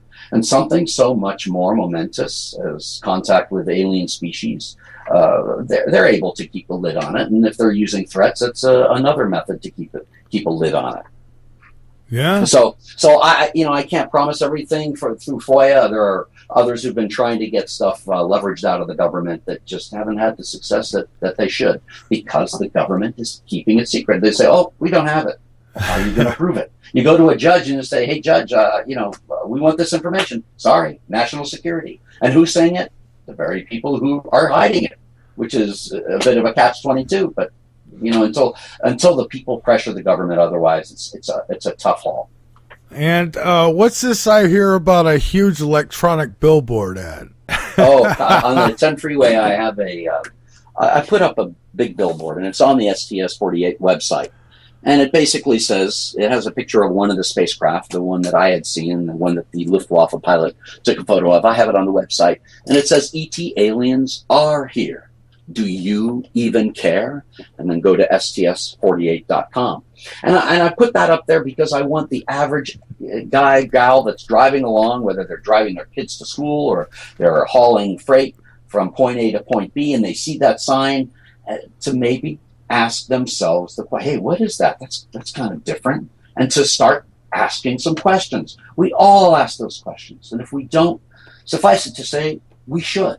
When you're lying in bed at night and just before you drift off to sleep, where you're just entering that stage of entering the Akashic Records realm and the astral plane, start opening up your mind to some other information and to some other realms, and start asking those questions, and you'll start getting some answers. It's like one time I had a great I studied script writing under a guy named Milt Gelman, just a terrific script writer. And he told us way back when that when a screenwriter is sitting down at a typewriter The first time you sit down at that typewriter, and we had typewriters back then, nothing's going to come forward, you know. And he said, just keep sitting down at that typewriter, and then just start typing. You just keep doing it, same time, same place, 8 o'clock in the morning, 12 o'clock at night, whatever time's the best time you think for your creative juices to flow. Just sit down at that time. And what you're doing is you're training your subconscious mind to start opening up and letting some information come through. And I have an essay that's available for purchase. And one of the things I have in that essay is how to use your subconscious mind. We have such great abilities that we are not even aware of. And that's why I encourage everybody to be brave, but take the time. You can get yourself out of your circumstance, whether it's poor or depressive or whatever. And I want people to be encouraged. There is hope. There is cause, realistic cause to be optimistic. But you have to take some action using your subconscious mind at that time. So anyhow, Milt Gelman said, so start typing. And pretty soon things will start. You talk to any writer, you know, and they'll say that you have to train your subconscious mind. Sit down and let it flow. Yeah, absolutely. You know, and I've never been successful at the whole meditation thing because I guess I get a little too impatient with it. But yeah, you know, and I remember one time I was meditating, and I had gotten rid of all the distractions. I settled down. I was nice and calm, and I'm sitting there, and I do my chant, and I'm okay. Here we go, and I'm settling down, and then all of a sudden I hear something in my ear. I heard, "Do you hear me? Do you hear me?" And I'm wow, and I was scared. I was nervous. I was excited, and I didn't do the basic question. The basic thing was answer him. Yes, I do hear you. Is that so many times there are somebody or some being or some entities trying to connect with us, and we don't pick up on it. We ignore it or we laugh it off. You know, you've got to be aware, and awareness is so much the goal of so many spiritual endeavors. No matter what religious organization or what spiritual group you're with, we want to become aware. And to become aware, you have to, Michael, we all have to, and I'm guilty of it too. You get distracted. You have to make yourself pick a time and then stick to it. You know, you're so right. I've said this a few times, but I'm going to repeat it because it's worth repeating. I had a health issue a little over a year ago, which I'm not going to even give it too much attention no more because I think that when you dwell on things like that, you know, you're setting yourself up. It's like believing in hell. Well, when you die, you may actually go there, even though it don't exist because you created it with thought. Maybe for a little while. But anyways, every day I get up, I used to jump right into my work. That was the first thing I did when I get up. And now it happens occasionally, but most of the time now I get up, I take time for me. I go for a very long walk. I spend time outside. I do things that I want to do. Then I sit down. And so finally, you know, I'm putting myself ahead of my work. Not as much as I probably should, but, you know, this, of course, what we do here takes a whole lot of time and energy. And if you don't keep up with it, well, you'll be left in the dark. So, but yeah, I have put myself first more. Now, the meditation, I got to work on that one.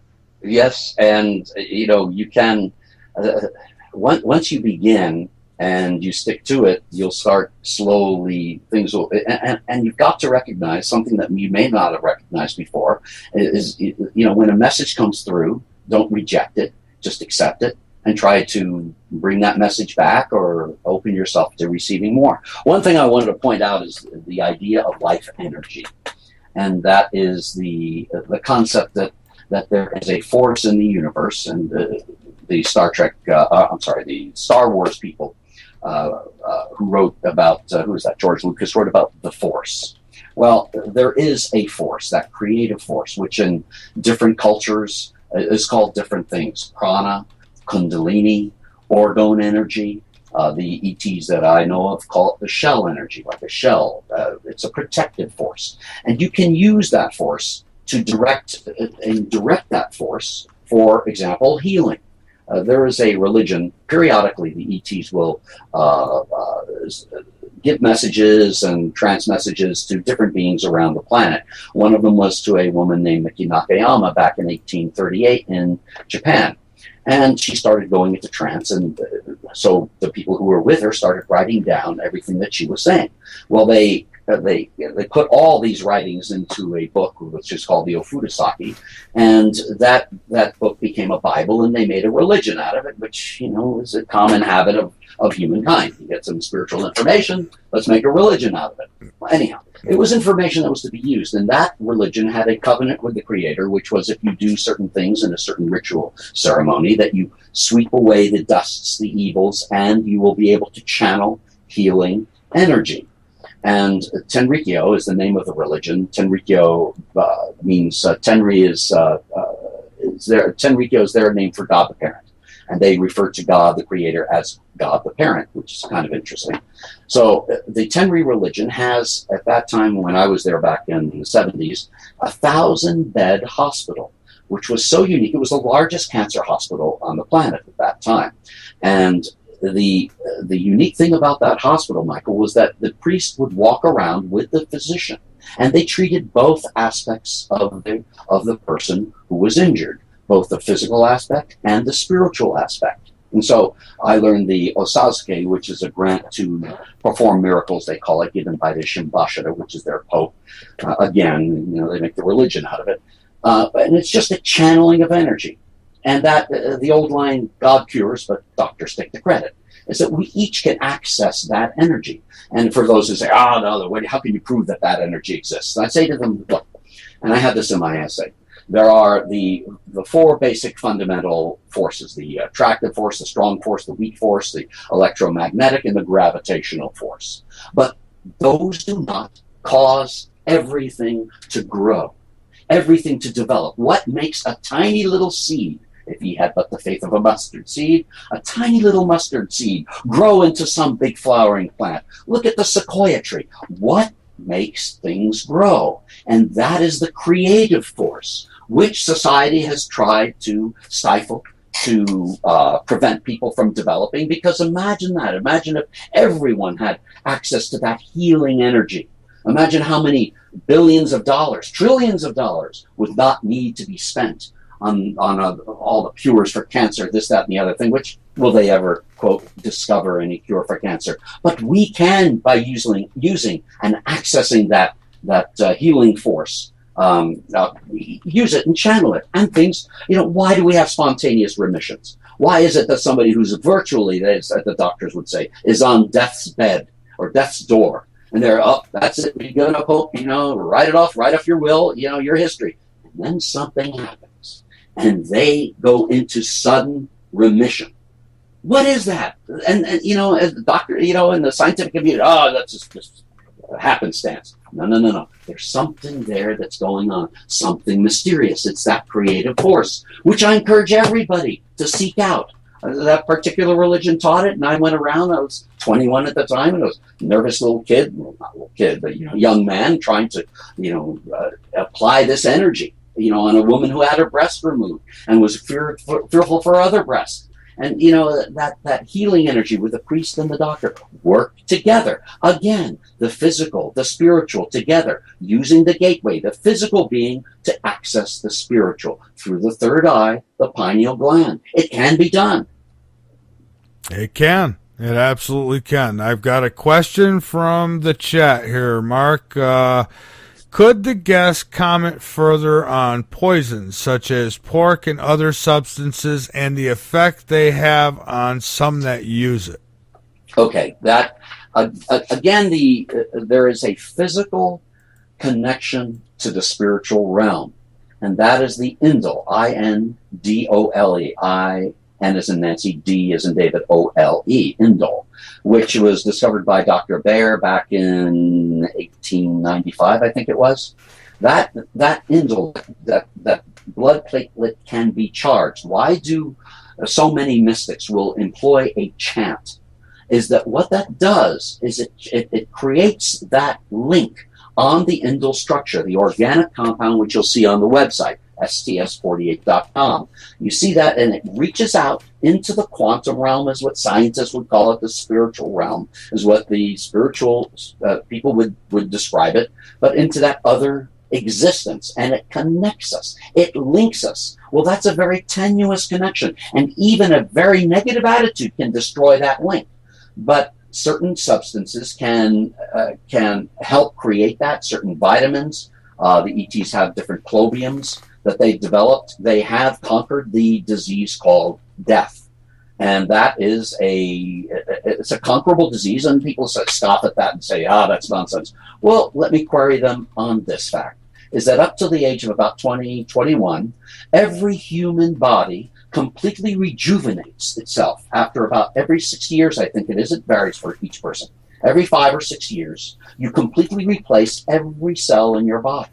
And then suddenly, for some reason, the DNA kicks in at about the age of 20 or 21, and you start deteriorating. First, of course, very slowly and very minutely, and it increases over time. You start deteriorating more and more. That's called old age. But up till the age of 20 and 21, every 6 years, there's a brand new you. Now imagine if we were able to continue that. And they're searching for that answer. They will discover it. They discovered it on other planets. And again, though, Michael, the issue comes up. Will the forces, the powers that be, allow that? And there again, we need to create that transition to the new, evolved society. That's the rub. Well, we absolutely do. As far as the cancer cures go, I could tell you this: there are natural cures, and there's different ones. Big pharma and them, they don't want you to know about that because it's a multi-billion-dollar business. And I know, because I'm going to be totally honest with you, and I love telling this story, and I don't mind telling it, and it's just short and sweet.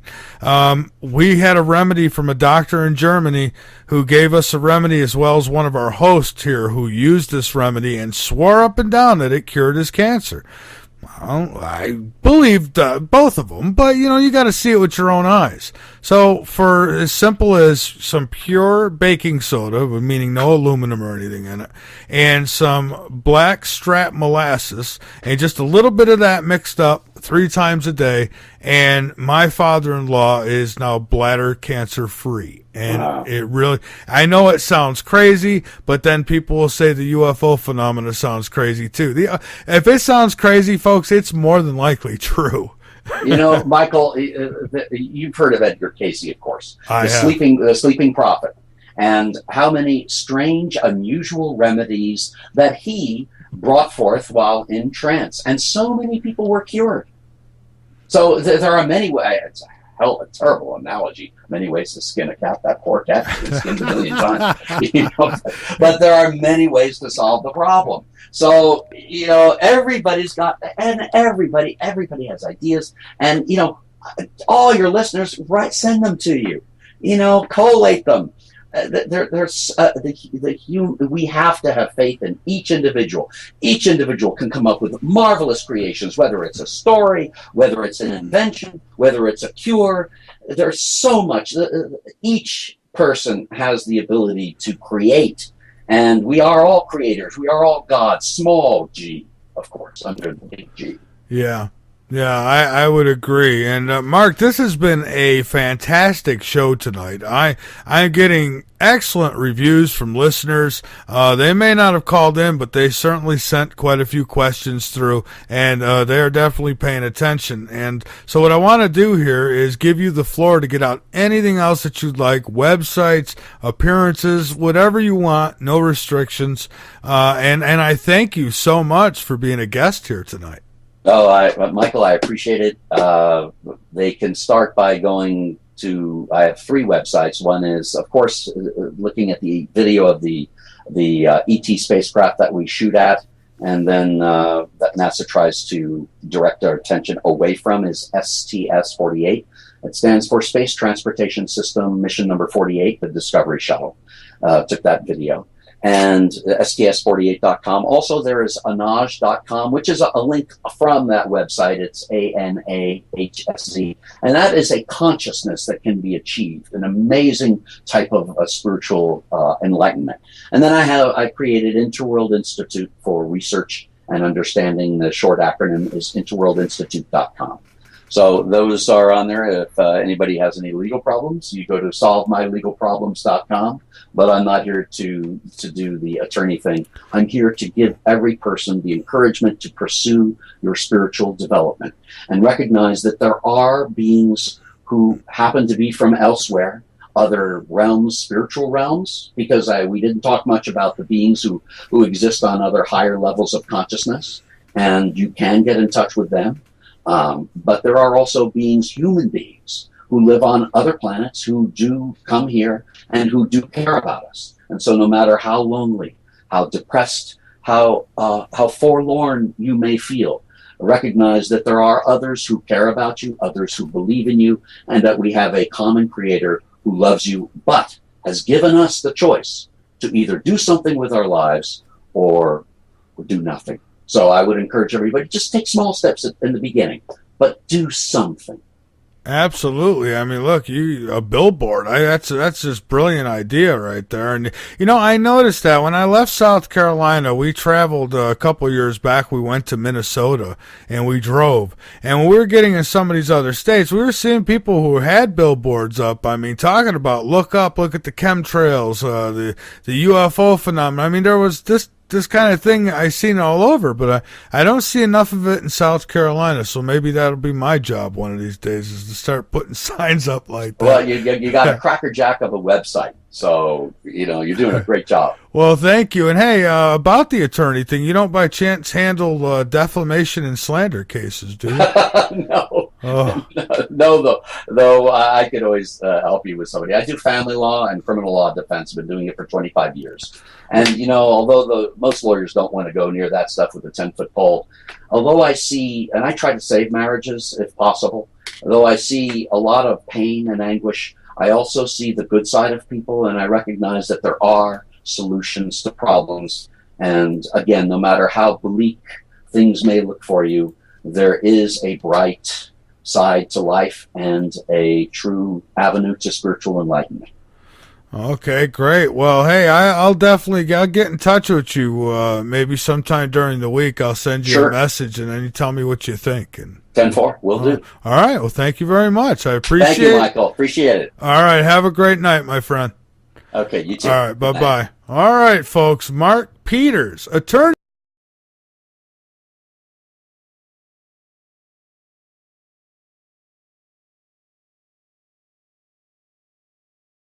Have not and cannot, as I said, dispute that Houston is indeed talking to Shuttle. And as soon as they finish that conversation, or during the conversation, they start moving the camera so that we can't see anything more. So they cannot and they have not disputed that. In fact, regarding the contrails, Michael, they have never, ever even discussed those two contrails. They can't, because they're self-explanatory. Anybody who uses some common sense in their perception can see that that's truly, we're shooting at them. It can't be explained any other way.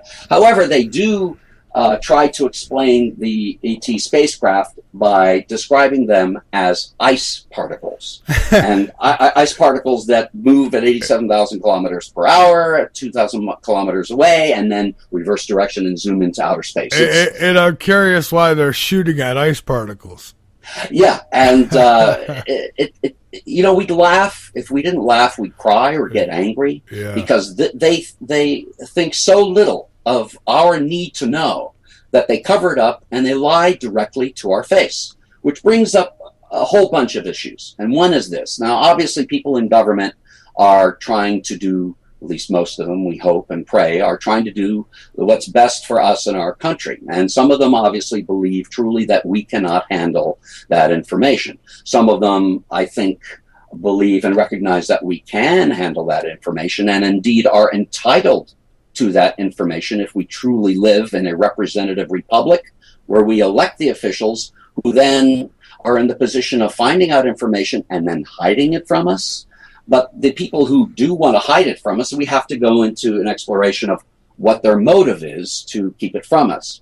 Either A, like I said, they think we can't handle it, and that brings up the Brookings Institution report back in 1960, that we can't handle it, or that they don't want us to know for some other reason. My perspective is that we've already passed by that issue of we can't handle it.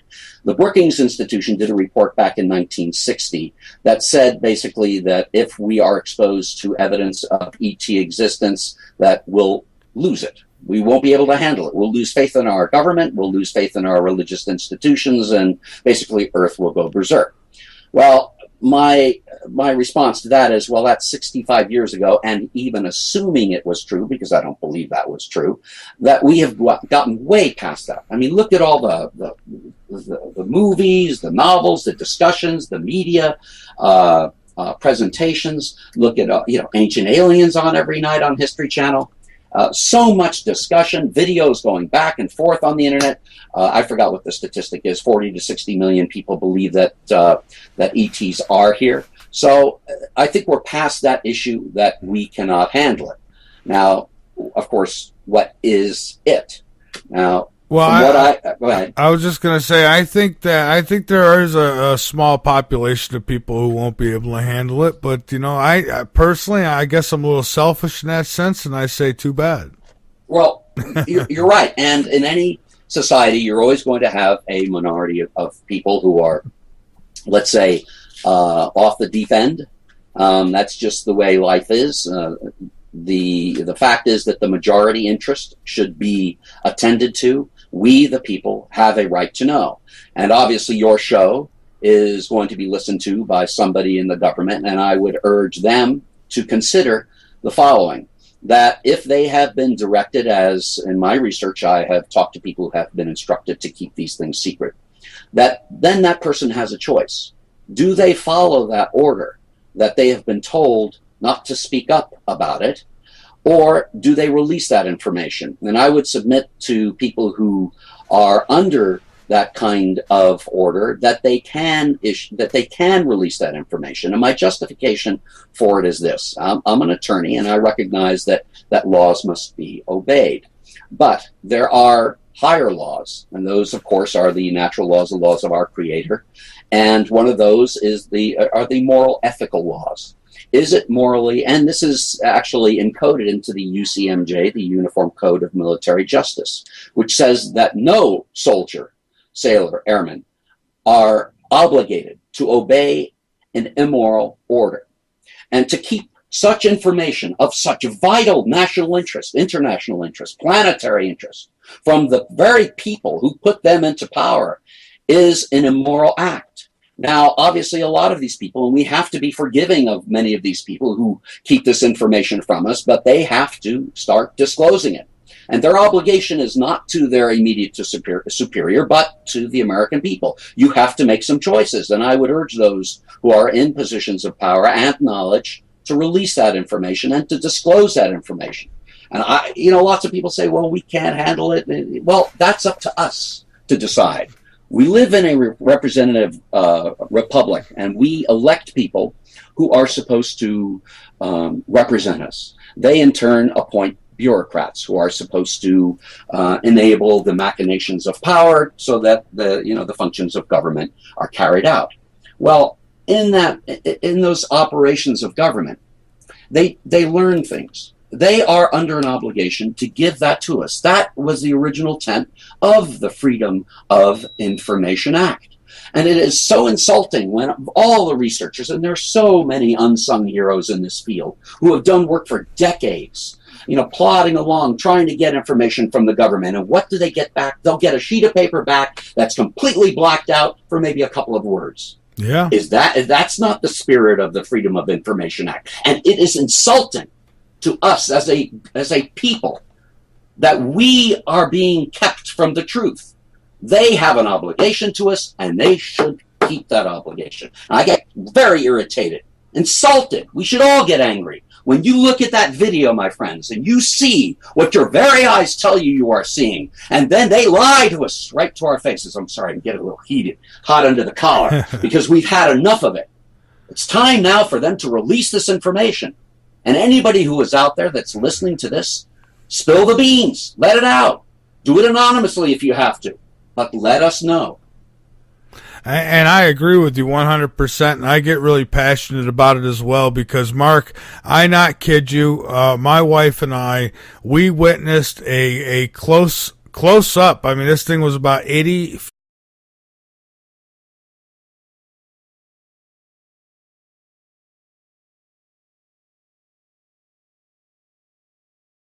I welcome you to Late Night in the Midlands, and I thank you so much for joining us.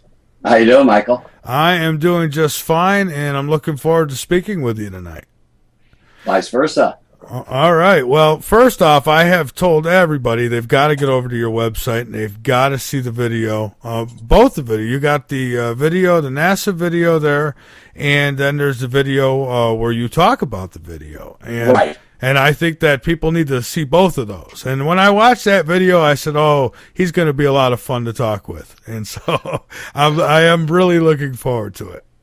Oh, so Mike, am I able to reference that video for the Skype viewers? Do you know, are they able to see it, or we'll just have to describe it over the air? We'll have to describe it over the air, and I would say let's direct them over to your website to actually see the video if they want to see it. And we got a new chat room we're going to be installing, as a matter of fact, and in this new one, we'll actually be able to feed the videos into the chat. So, but we don't have it situated tonight, so they'll have to go to your site.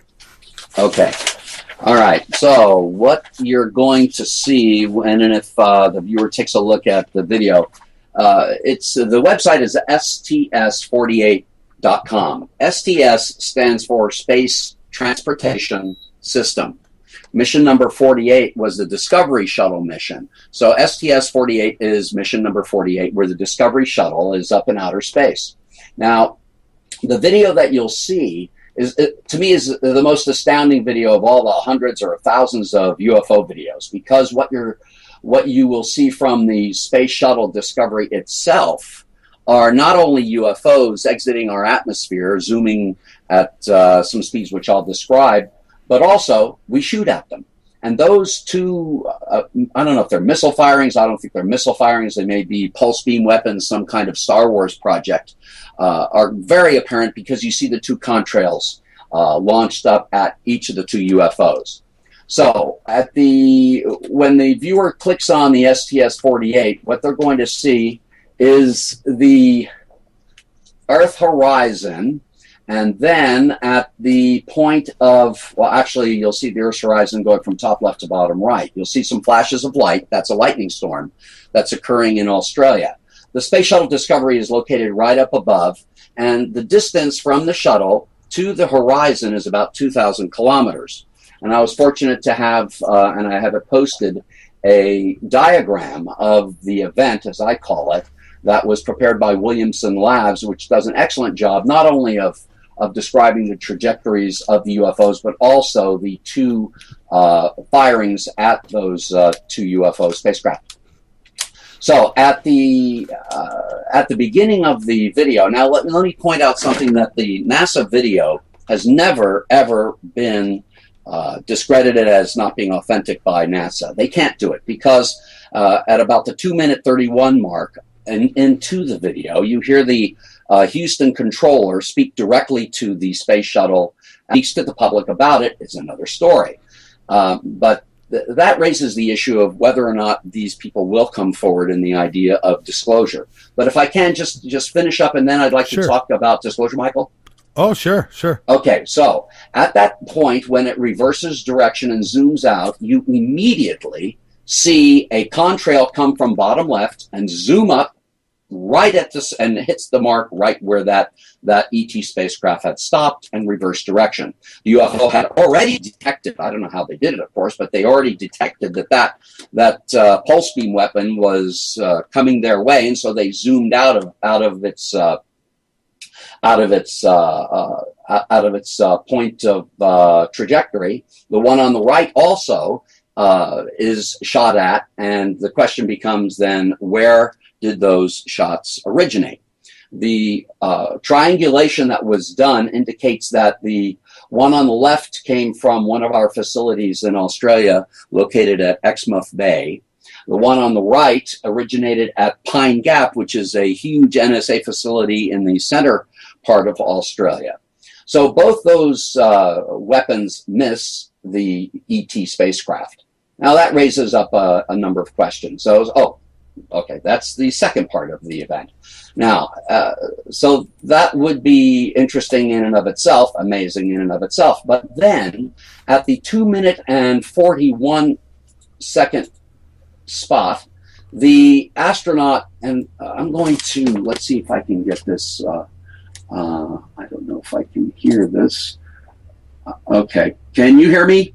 Yeah, I can hear you just fine. Okay. Yep.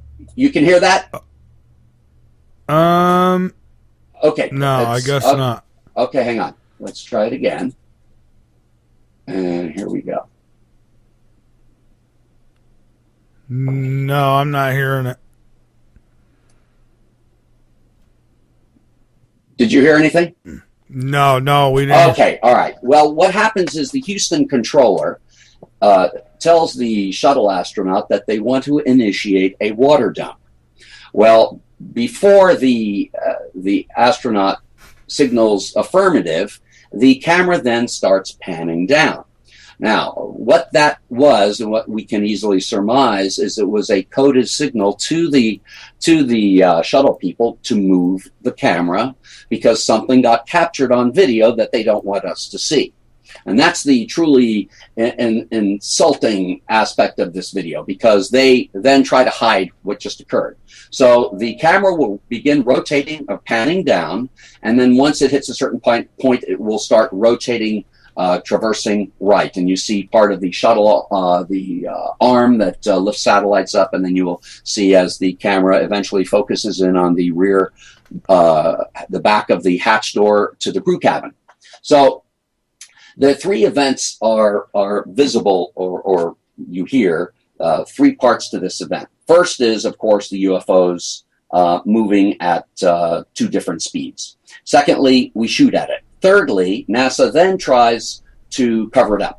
Now, astronaut, I haven't identified him yet, but that space shuttle astronaut is communicating back and forth with Houston. So let me go back a little bit. You'll see the horizon of the Earth, about 2,000 kilometers in the distance. Then you'll see some flashes of light. That's a lightning storm. You also see some stationary points of light and groups of lights. Those are the city lights taken from space. It's actually a beautiful sight. Above the horizon, you see dots of light. Those dots of light are actually stars from space beyond the horizon. So it's, and by the way, this video is taken from the rear cargo bay camera of the space shuttle. And as you hit the let me just say that about the 1 minute 31 mark, you will see emerge from the Earth's atmosphere a UFO, which then, let's see, actually about 1:38. You'll see that UFO traverse from right to left, and it's estimated going at a speed of 87,000 kilometers per hour. Now, at the same time, on the far right, you will see another UFO. It enters the screen just above the horizon. That one's a little bit distant, but you can see it as well. Now, as the UFOs both move from right to left across the screen, as I said, the one on the left side is going 87,000 kilometers per hour. And what would that be in miles? I'd say about 50,000 miles per hour. Whew. Yeah. And then at the, let's see now, I've got it on screen here. You will see a bright flash of light. And that flash of light at that exact moment, and that's, hang on, I'm trying to get it on screen as well. You will see a bright flash of light. Then the UFO reverses direction and zooms out at a speed of 340,000 kilometers per hour. And that is at the point of about 1 minute and 46 seconds. So if you, the viewer, want to leap forward, just go to the 1 minute 46 minute point and 46 second point, and you will see that UFO that's going from right to left, stop, reverse direction, and then zoom out at an acute angle towards outer space. I mean, it zooms out into outer space, and you can watch it going because it leaves a bit of a contrail itself as it heads out into outer space, going at 340, accelerating to 340,000 kilometers per hour. Now, obviously, we don't have that kind of technology. We may have it, but yeah, obviously the government is not releasing that information yet. But that speed in and of itself is an amazing event. But go ahead. Oh, I was going to say, yeah, it is. And you mentioned the astronaut. I mean, it probably wouldn't be too hard to find out who was on that shuttle, right? I mean, right. And I'm going to try to work on a FOIA request to find out who it was, if that astronaut is indeed available. Now, whether or not he or she actually speaks to, and that goes for the Houston controller as well,